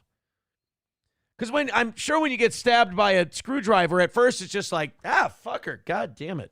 And then all of a sudden, you start leaking, and then you go, oh, fucking hell, he just shanked me. And then he basically starts barking like a dog. Do something. When I say no cash for returns, I mean no cash for returns. I mean, look, it's not going to bring people into the store, especially in the age where people are ordering a lot of their games online. This is not the friendly face you need to drive foot traffic. But at least you know the rules will be observed and respected. Look at him yell at this woman. That's my favorite. I almost, when I watched this, felt like he was going to start barking at her. Oh my God! Oh my God! He stabbed him! He stabbed him! I told you! Oh my God! I told you not to fucking play with me! He stabbed him in the leg! Now what? Now what? I told you not to fucking play with me. How is it, like, if you run a GameStop, I just need to know, how are people playing with you at the GameStop? I'm not exactly sure. Like, you're an employee, you're an employee at a GameStop. Like, your whole life you're being played with. It's a game place, bro. Klopogram says apparently they were arguing over Manor Lord. Oh, well, then that makes sense. Did I mention that for the first time ever, I've been able to hire mercenaries and claim another territory? I'm very excited. I've now got a rich iron deposit. That's very good. I can start manufacturing more weapons. I mean, this shit is going to work out. This shit is going to... I'm feeling some Manor Lords now.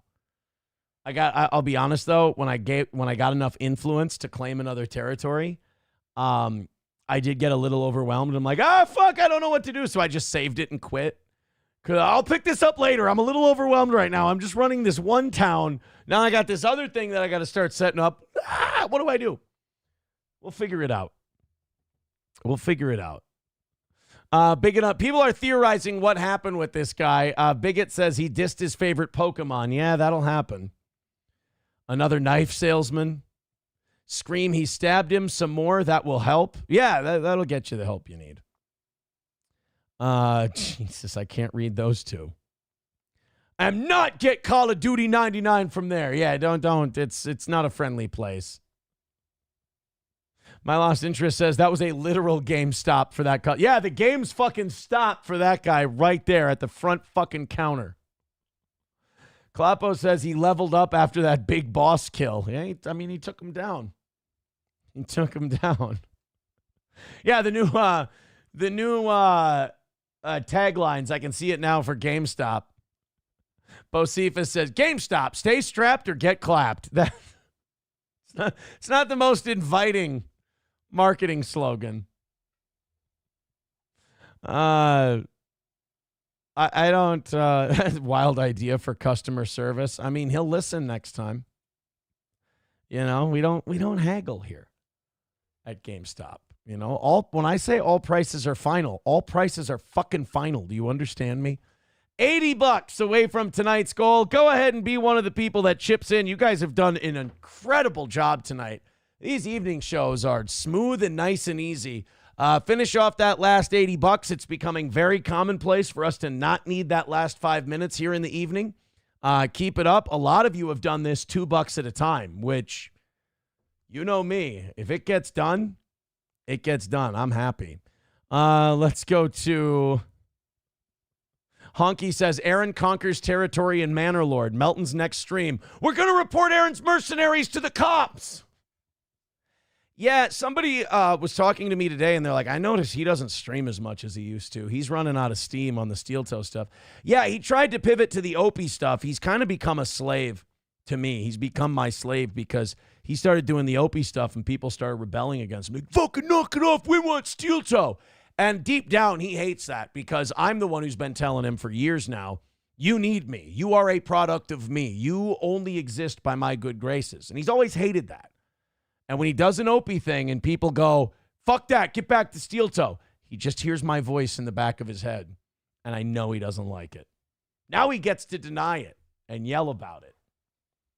None of them are as talented as Haley. Haley's my girl. No, Jackie. Fuck, not the ginger. She's not human. I am not okay with Haley. She is not the love of my life. I love Jackie. Jackie's the one for me. That red-headed anger merchant is nowhere to be found. Oh, no. I just ruined it, didn't I? We're not going to prom together anymore. God damn it. Every time I get close to someone, I fuck it up. Son of a bitch. Yeah, I think the Manor Lord thing might be Melton's next move because he's kind of run out of everything else. Everything else he's done has failed miserably, unfortunately. No Pen 15 Fathead says Aaron would get him with his meat shank. It doesn't cut, but it stabs. $5 from No 15. Thank you. $75 from today's goal. Thank you guys again for your generosity and contributions. Just 75 away. Keep it going. Honky says Melton's dying. Those skin blotches and that perpetual black eye are evidence that the unhealthiness is spilling out. Probably. Clopogram says GameStop. We have great prices and we won't kill you. Taste Fairy says, I thought they were reporting you for abusing Gordy or something. Yeah, whatever their latest cope is. Yeah, this week's going to be a rough week for them. They're going to have to grasp at straws. And then there's another thing that could come out this week that could really kind of ruin their day. It's just, I mean, it's not even, the tide isn't even turning. The tide is turned and we've won. They're just kind of figuring it out slowly now.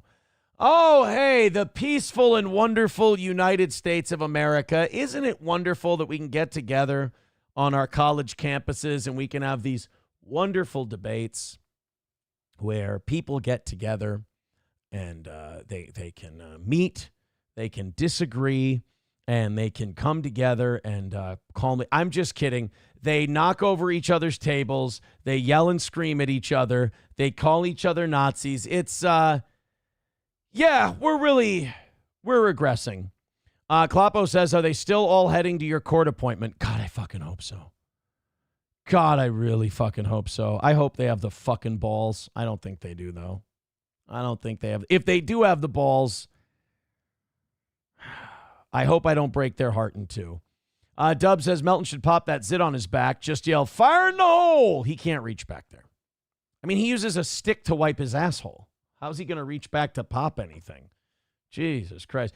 That was funny when he got caught searching for wiping sticks because he's too fat to reach his asshole with his little T-Rex arms. What a fucking pussy.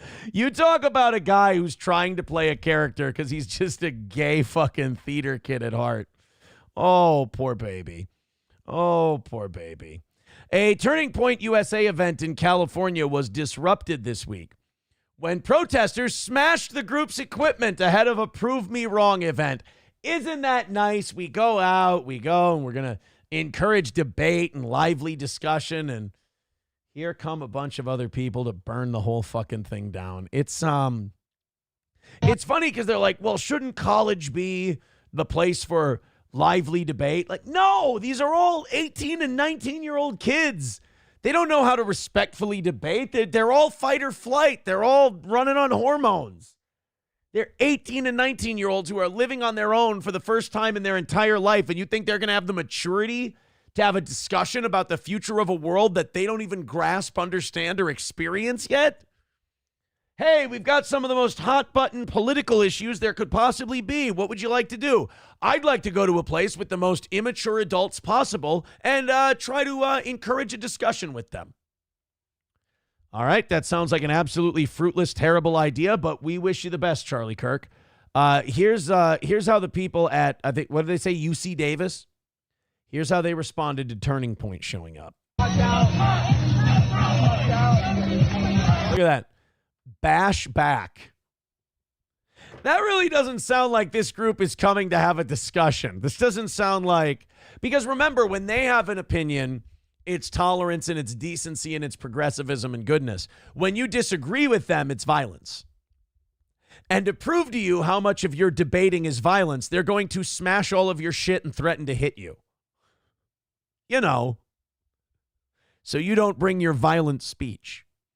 Your speech is violence. Their violence is speech. I thought you guys knew that. Hey, Jackson, don't up. Oh, here we go. And they're tearing down the tent. And we're throwing bikes. Come on, please, get in there. I'm just looking at the size of these little undernourished vegans and then this one giant black conservative guy, and I'm like, this is pretty brazen, guys. This is pretty ballsy of you. Get in there.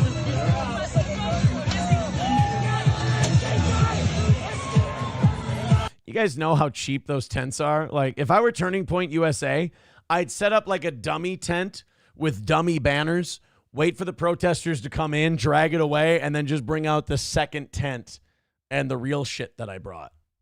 That would be the best way to do it. Either that or bear mace. One of the two.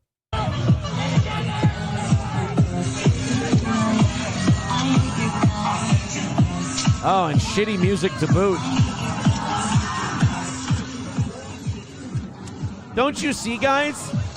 Now instead of having a discussion and talking about these things and exercising that muscle that allows you to debate people that you don't agree with but still end up respectable, now they can just vandalize all their shit, threaten to fight them, and then raise tensions on campus. Isn't that a way better way to have our youth evolve and grow up?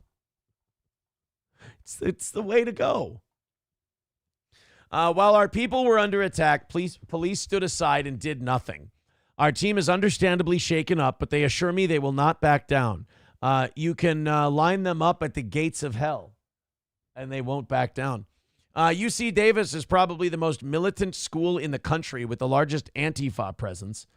This was, I think, Charlie Kirk. Yeah, he says, when I spoke there in March of 2023, Antifa foot soldiers vandalized the school, smashed windows, and fought the police. What we have is a pattern with no signs of improvement. And here's the thing about, like, they're not doing it to David Duke.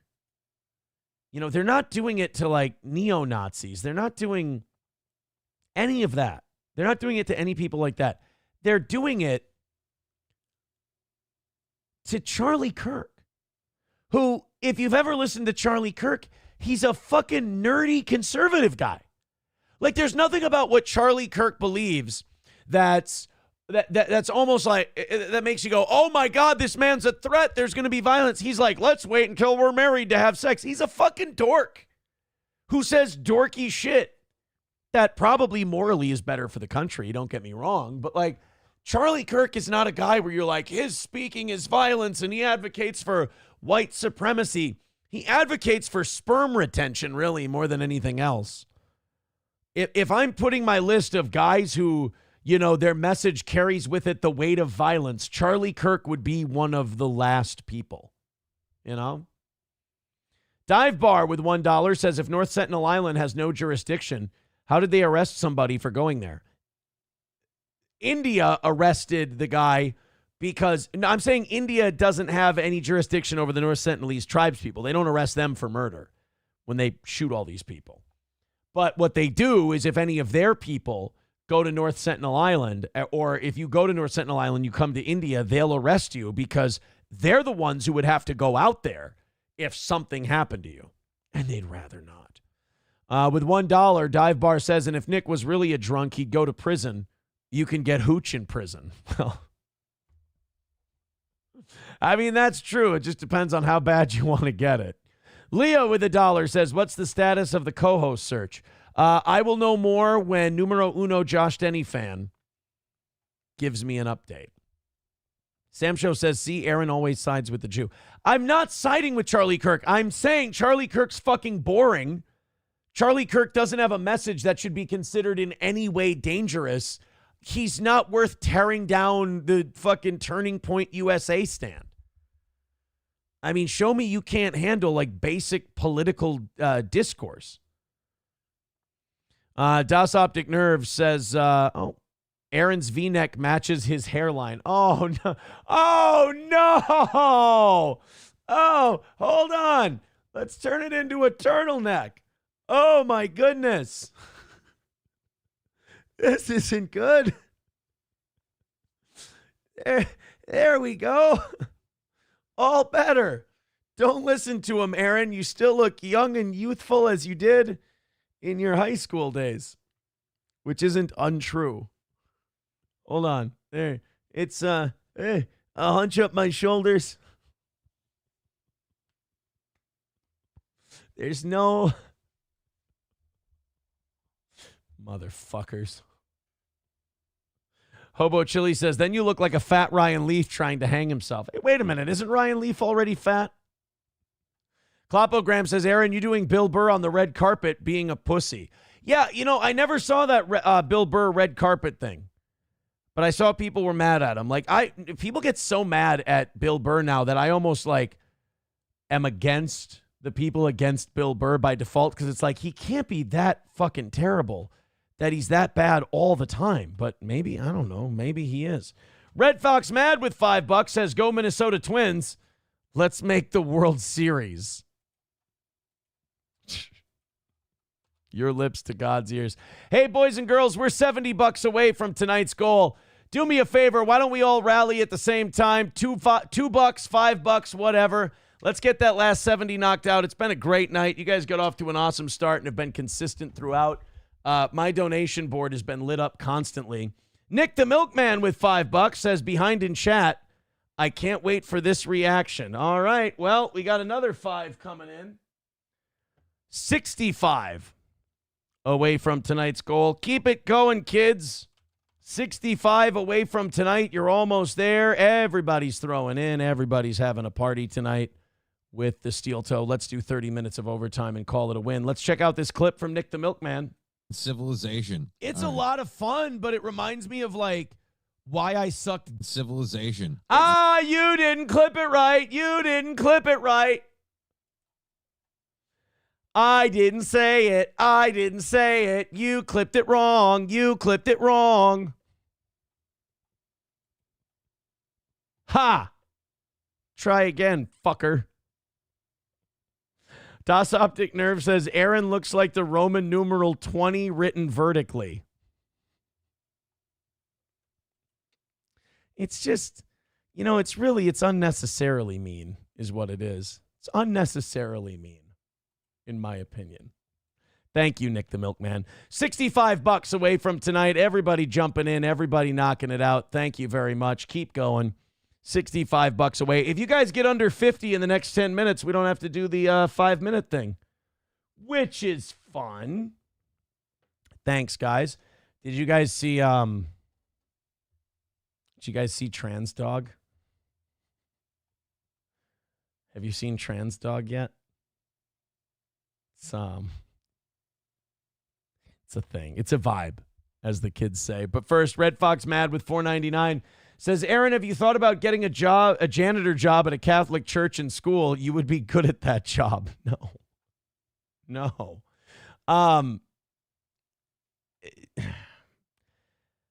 I don't know if this was like a talent show. I don't know if this was like a fetish event where they rented out a gym. But they put on like a weird dog show for people who are into puppy play. And, it's amazing. If you take a little fishing boat and you go out on the ocean and you try to engage in international trade piracy, they'll mow you down, no questions asked. But we will never drone strike one of these events. And often I wonder, if one time we did a drone strike on one of these instead of Houthis, would it really jeopardize our national security that much?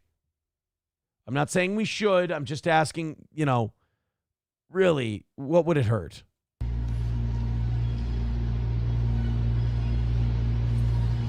Oh, yeah. Are you fucking retarded?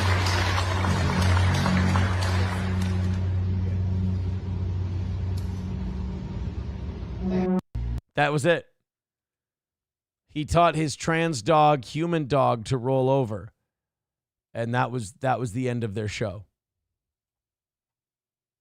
It's the whole thing. They put on trans dog shows. I don't know if you've ever seen it. They also put on pony play shows.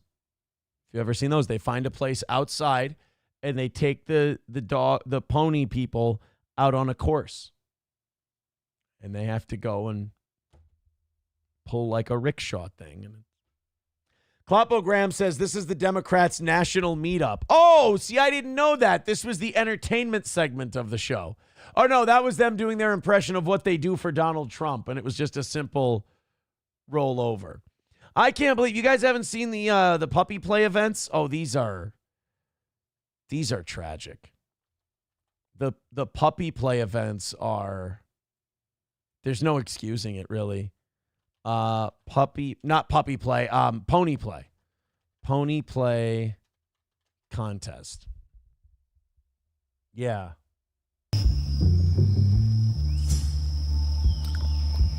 Julius with $2 says those animals should be caged. Yeah.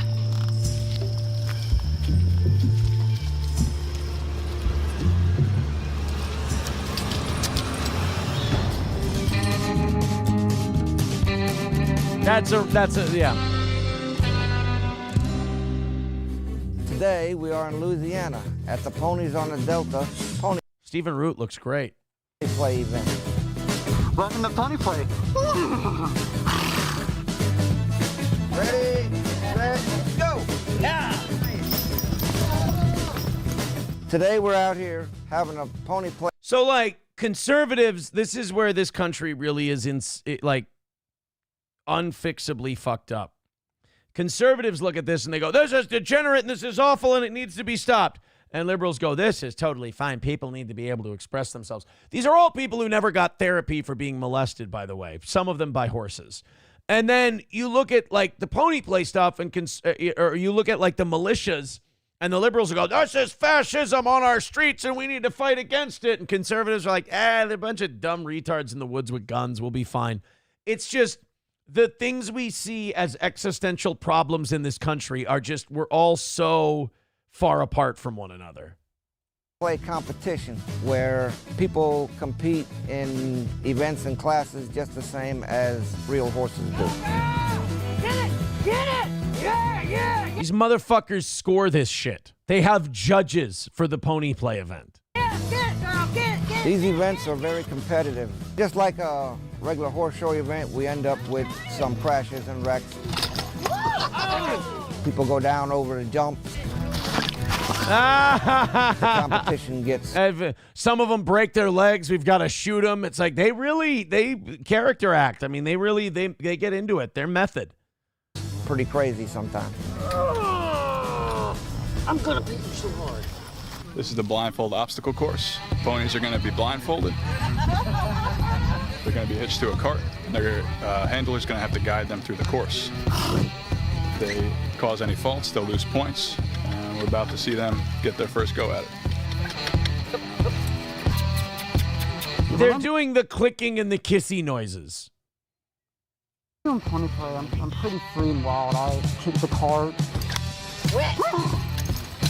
Fight with the hammer, and really just try to give him a really... That's just a retard convulsing. That's not him getting into character as a horse. This is all just manifesting mental illness. Hard times, so they really have to try to keep us to obey, but it usually doesn't work in their favor.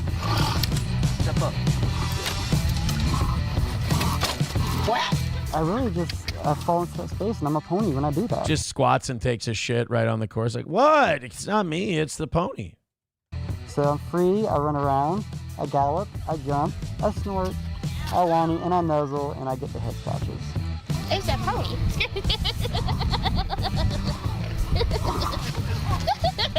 Oh, God, they see her. There's going to be a bunch of black guys into pony play now. Oh, my God. Yeah, no, this is all real shit. And then they compete, and then I'm sure it's a matter of time before it's an Olympic event. Why the fuck not? Von Kaiser says, I hate it. Stop, please. You know what I hate? I hate that Von Kaiser doesn't have a membership over there on Rumble. How dare... And Bocephus and Von Kaiser and John Domingo don't have a membership. Oh, this is tragic. The only three I can see in the chat that don't have one. John Domingo with breaking news. Where'd it go? Oh, I lost. There it is. Daily Wire reporting. Supreme Court clears way for Trump to use 1798 Alien Enemies Act. That's going to make a lot of people really, really fucking mad. We'll get more of those paid-for protests. Kloppo says, please come back, Jesus, please. Yeah, I think a lot of people are ready.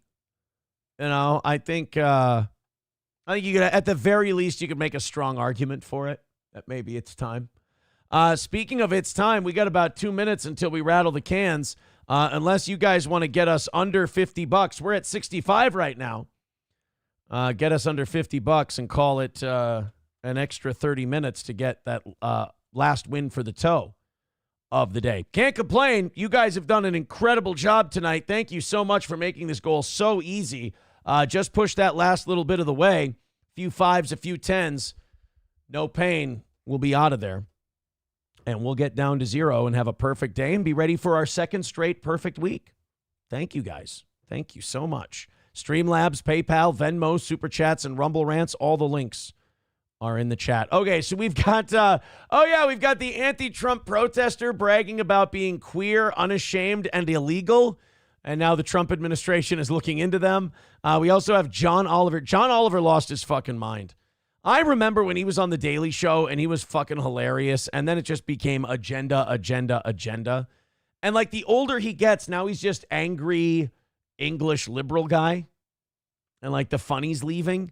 He did his whole show is a 42-minute rant about trans athletes and how men don't have advantages over women in sports. We've got a clip of it. It's so sad to watch people who were really funny when you were younger just slowly lose their mind and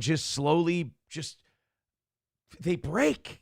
For some reason, they break. And maybe it's being in entertainment too long. Maybe it's all these guys were under the Jon Stewart umbrella, and so they seemed funnier than they actually were. I can't explain it, but it's really bad.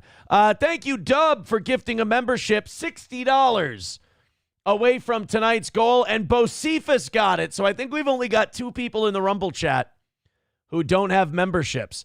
Let's go ahead and start the clock, shall we? $60 away from tonight's goal, and we've got 5 minutes and 30 seconds left to go. Let's fire it up. Throw in a couple of bucks. Oh, I'm sorry, Aspacker.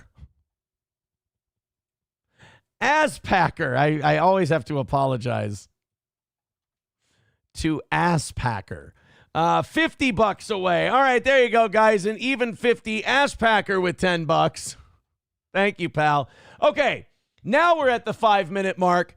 $50 left to go. Everybody throw in a couple of 2s and 5s and 10s. And, I mean, don't do 20s. Don't do 50s. Don't get fucking weird about it. I mean, Jesus, let's try to be professional here.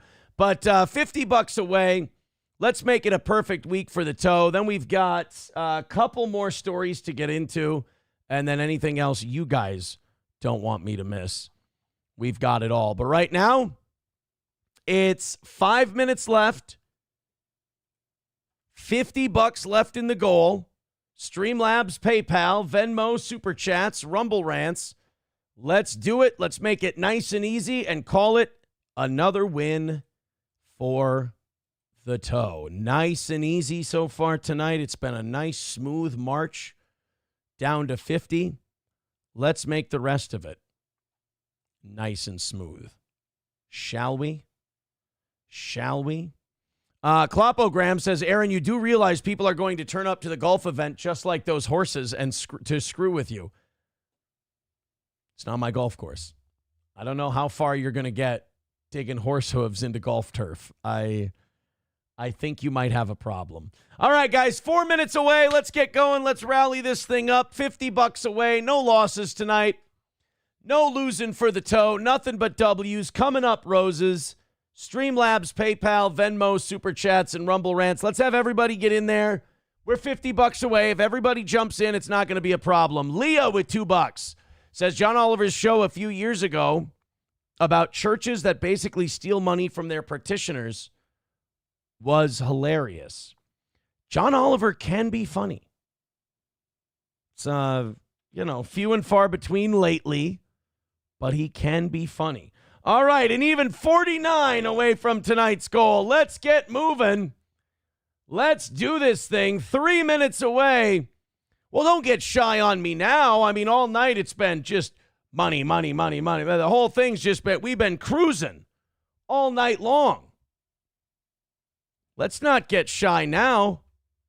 I think this is a good rule of thumb. Everybody follow Asspacker. Everybody do what Asspacker does, and let's knock out this last 49 Halada Fachina says, new here. Is this the show where the host redacted jokes and is recently free from the closet? Kloppo says, Chrissy Mayer will turn up and get slaughtered. Hey, you spelled it wrong. You spelled it M-A-R. Oh, I see. 2.5 minutes to go, guys. What are you waiting for? An engraved invitation? Let's get this thing down. Teamwork, teamwork, teamwork. Data, data, data. I cannot make bricks without clay. Let's get moving. $49 away. Win for the toe. It's my favorite part. Let's do it. 2-minute warning.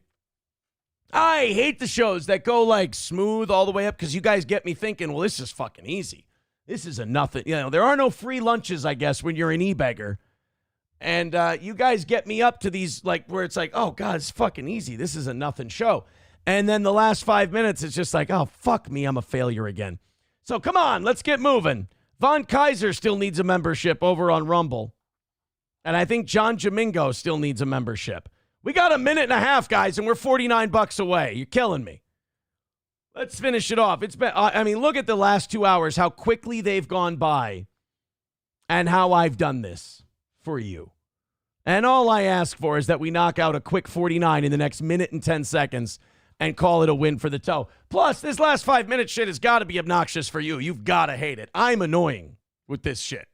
So rally it up, everybody together. Or you know what? Fuck it, don't. I don't want you to. I don't want you to. We're inside, $50. We're going to do these 30 minutes. I don't want to knock it out. I want to miss by $49 tonight. That's what I want. I don't want any of your money. Piss on it. Fuck it. I don't want it. You keep it. I don't care.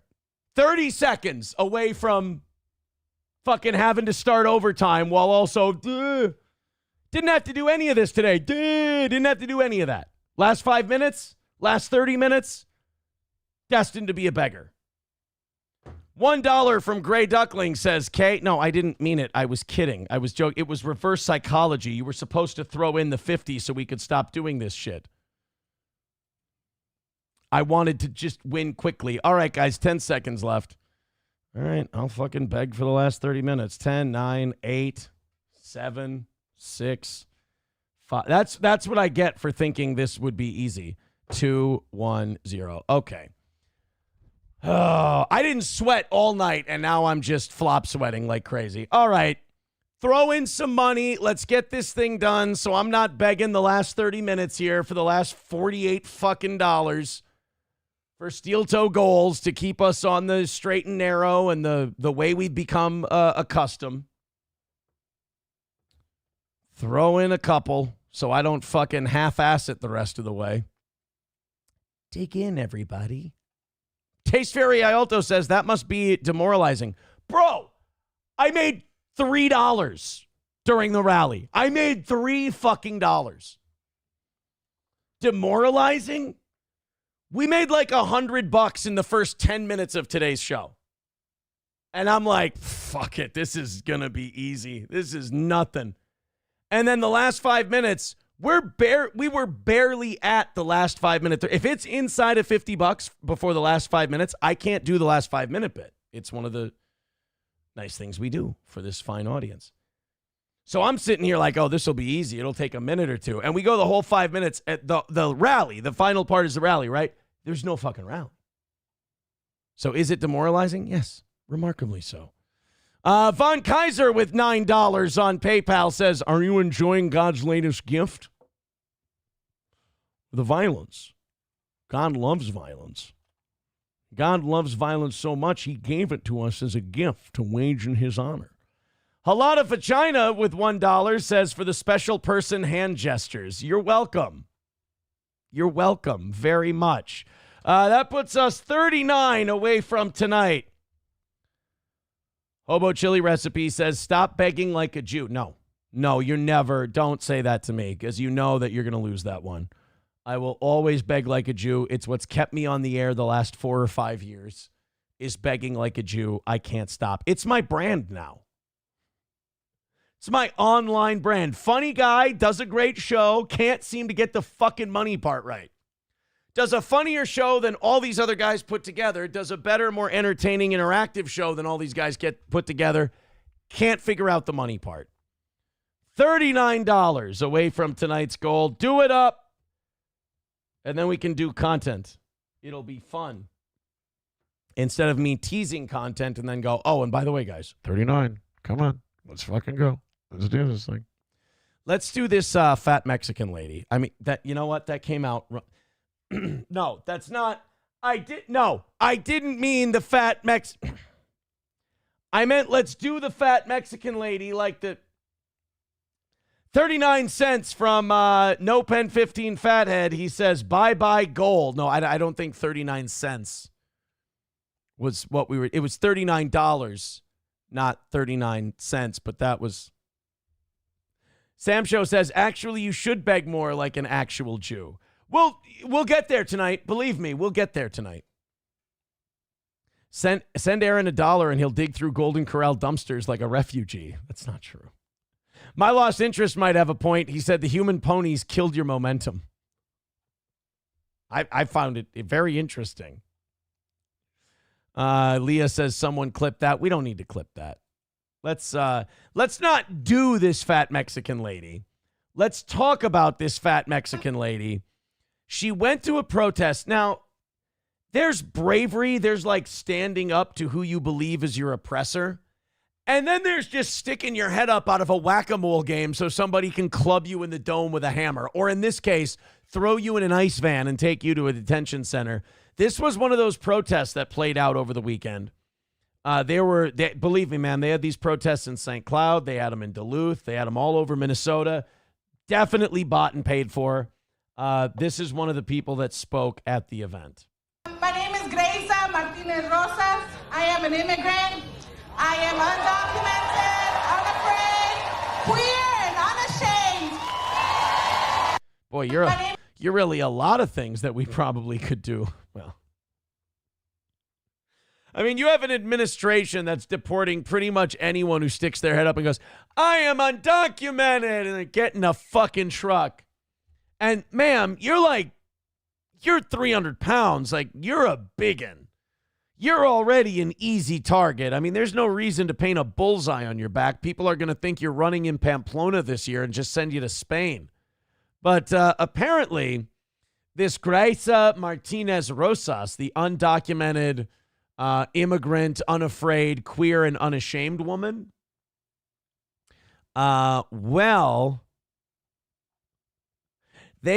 Trump administration is now investigating her.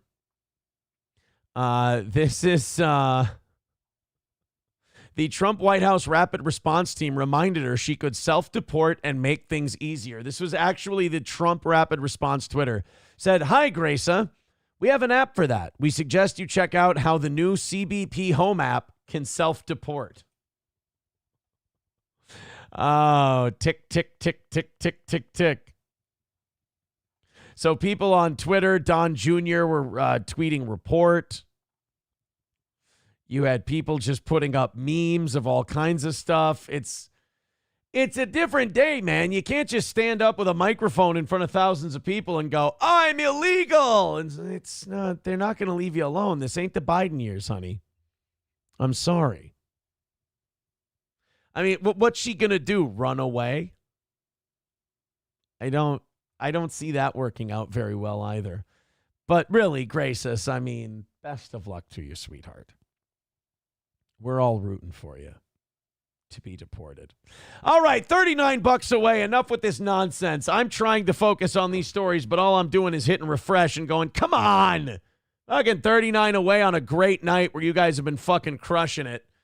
Let's go. Streamlabs, PayPal, Venmo. Who wants to hear me go through that again? Isn't that obnoxious? It's obnoxious to me. I hate doing it. It's grating. And there's only one way to get it to stop. People don't remember that this is also a hostage program. I don't know. $39 away. Let's get out of this fucking hole that we seem to be stuck in. You know? Let's do the John Oliver thing. John Oliver spent his entire HBO show on Sunday night I don't know if he was trying to convince his audience trying to convince the rest of us or trying to convince himself that dudes have no physical or biological advantage over women in sports. Now, this is such a weird hill for people to die on, like in Hollywood and in entertainment. I don't understand why they ever took up this mantle. I don't understand why they insist on fighting it. 90% of the country sees it as completely ridiculous, and I feel like that number grows every day the more people experience it or see it. But these lefties are dead set on going, no, people can cut off their dicks and play women's basketball. It's fine. And if you're not, it's not just that it's fine. It's that if you don't think they can, you're a bigot. Or if you think they shouldn't, you're a bigot. He spent the entire show trying to convince trans woman with decreased muscle mass is probably still going to have more than a woman, a biological woman. Like a biological woman can gas herself up with steroids all she wants, and she won't be anywhere near the strength and testosterone levels as a dude. Well, I mean, male testosterone is the biggest performance-enhancing drug you could possibly find. Great joke, haha. But nobody's complaining that there's, trans women are becoming ballet experts. First of all, trans women aren't going to become ballet experts because they're too big, because they're dudes and their frames don't support doing ballet. So it's not going to work. The sports they're in are the sports they tend to have a physical advantage, like swimming, like basketball, like all these other sports. Slow ones, Michael Phelps. This is such fucking cope. This is unbelievable that you're sitting there and you're taking natural differences between male athletes who still have masculine frames, male frames. But that, John, I hate it when non-sports people try to do this. John, that's why point guards don't guard centers. All right? So the argument you're trying to make actually works against what you're doing. You're saying, oh, there are people in other sports who have different sizes and different strengths. Right, exactly. That's why Michael Jordan didn't guard Shaquille O'Neal. There was a reason for that. Because of the competitive physical disadvantages. I mean, look, you're making the argument that even men have physical advantages over other men. Accurate, John. So how unfair is it when you take one of those guys, transition him to a woman, and put him in there with women? Try to follow me, John. I know it's difficult. There shouldn't be 8-year-old trans kids. I'm sorry, that shouldn't be a thing. That is the product of a mentally ill parent. We have no research about how being trans or undergoing gender-affirming treatment impacts athletic performance in teens. And when it comes to kids... Yes, we do. We have biological information that... Oh, my God. Yeah, we also... You know what we don't have, John? We also don't have studies that show how bullfrogs would do in the NBA. But that doesn't mean we should let them compete. Hey, come on, there hasn't been a study that shows that bullfrogs can compete in basketball. Yes, but we know. We just know. Like, that's what I hate about these progressives on gender. It's like they take things that we just know and they go, yeah, prove it with a study. Nobody's wasted their fucking time to do a study on something we all already know. You can't find me the documentation on that because it is known, Khaleesi. John, you're now getting into dangerous territory where you're sitting there going, we should just assume that letting kids say they're trans at 7 is fine. You're going to get a lot of pushback from that because that's fucking crazy talk. Then to go, oh, I'm just assuming that it's okay that the kid can be trans at 7. Put a pin in that. We're going to come back to it. But then they may not have an advantage in sports. Right. So that's when they're 7 years old. Yeah, I played t-ball against boys and girls. So I guess their gender identity doesn't fucking matter. But as they start going through puberty, it becomes a fucking problem, John.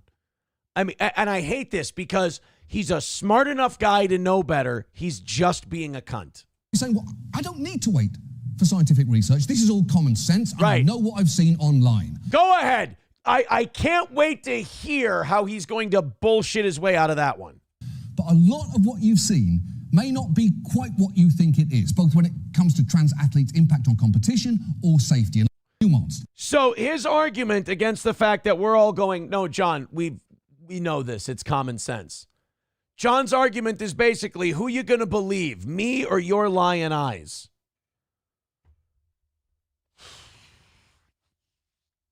It's unbelievable.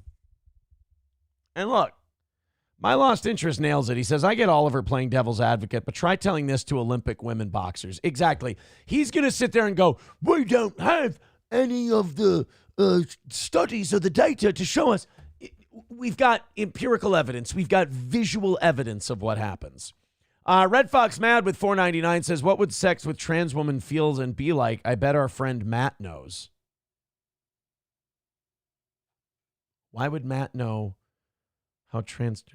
CJ with $2 says, Oliver is as funny as transgenderism is real. $34 away from tonight's goal. Oh, this is a tricky one. Help us out. Let's get there. It's $34. Let's all team up and knock this thing out. Call it a win for the toe.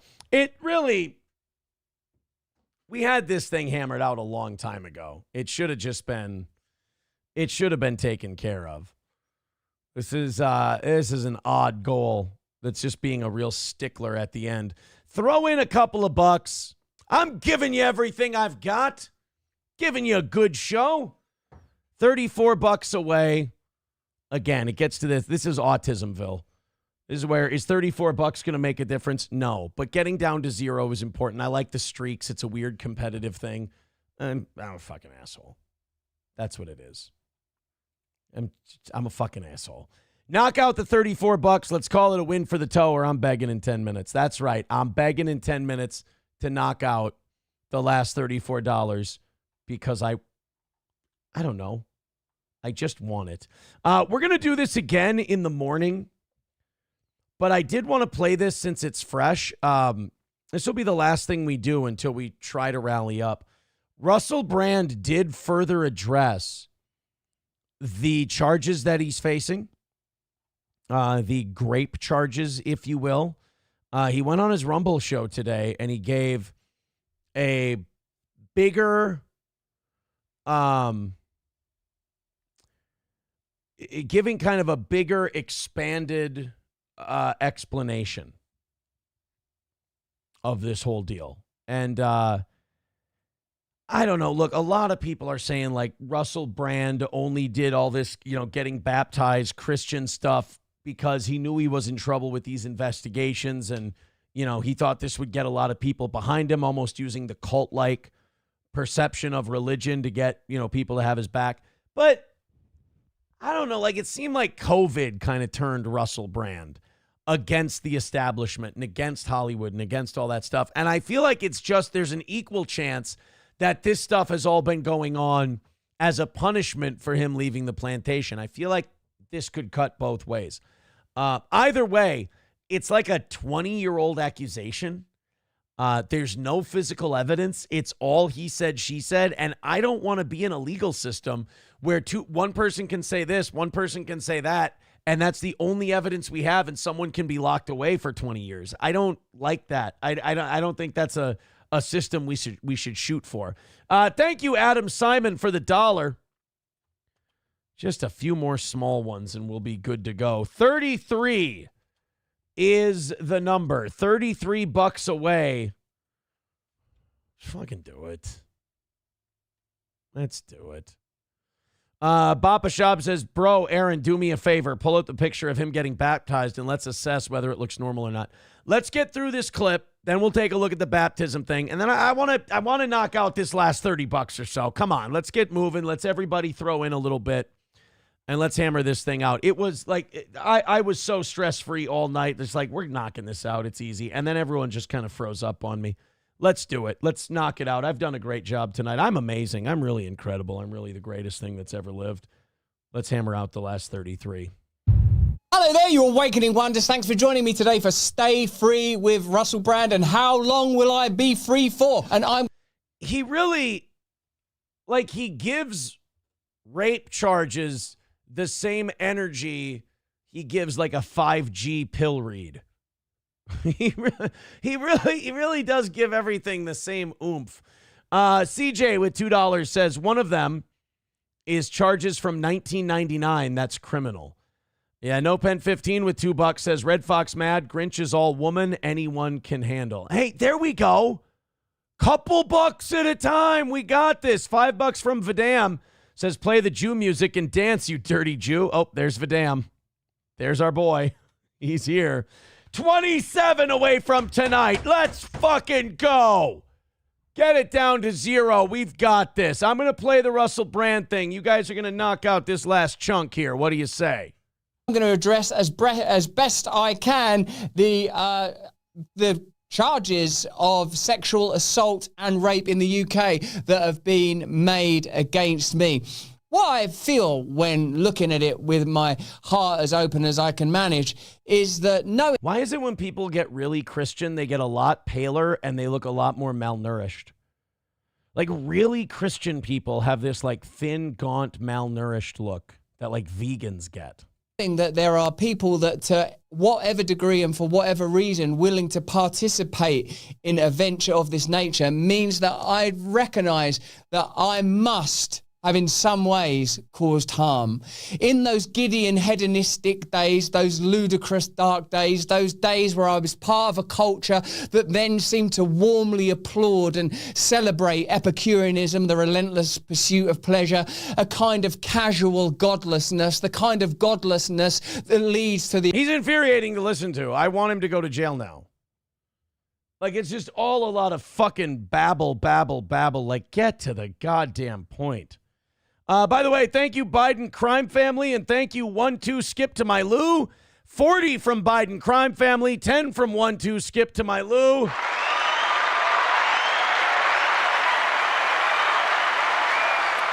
But I'm afraid I've got some bad news. And we've got ourselves a final win for the toe. We finally have our perfect day today, and we're $20 into tomorrow evening.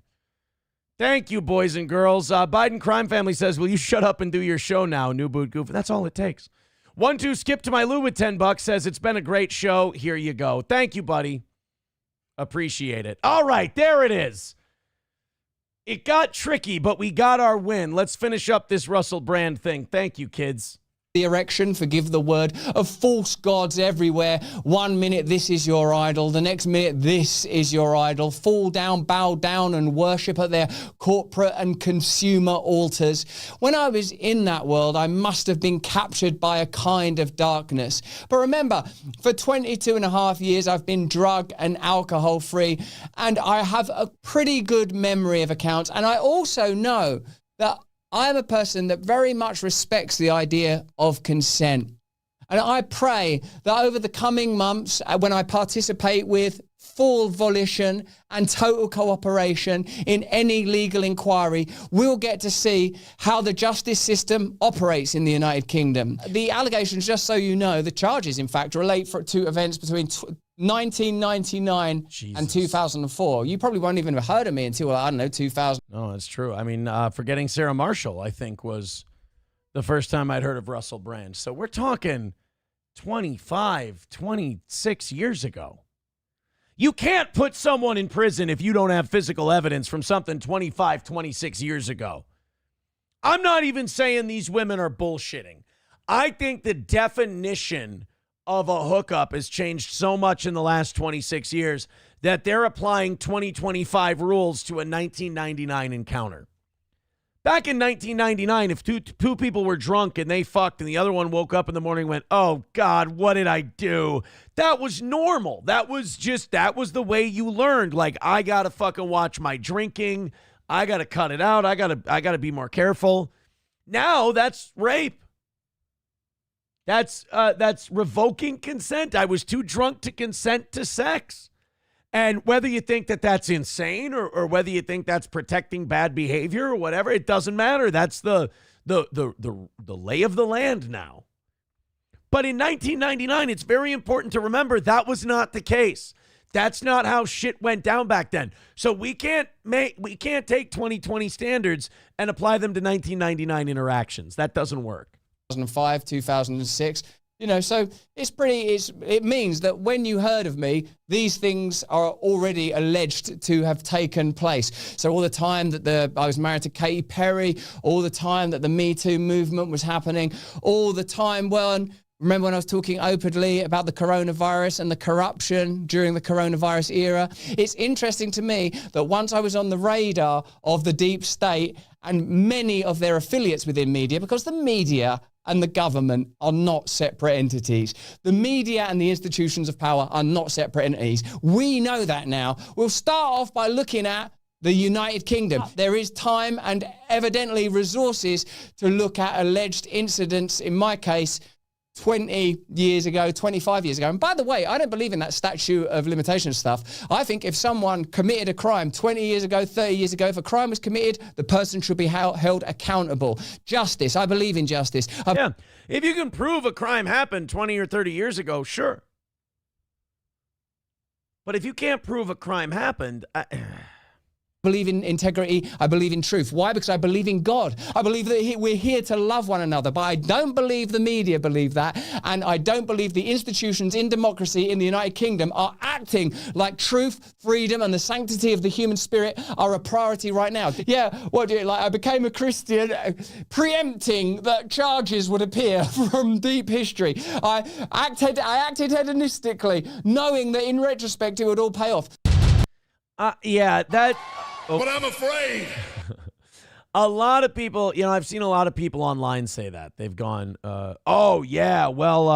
Russell Brand, he just became a Christian so that he could get ahead of these charges. I'm like, hey, guys, being a Christian is not going to stop a prosecutor from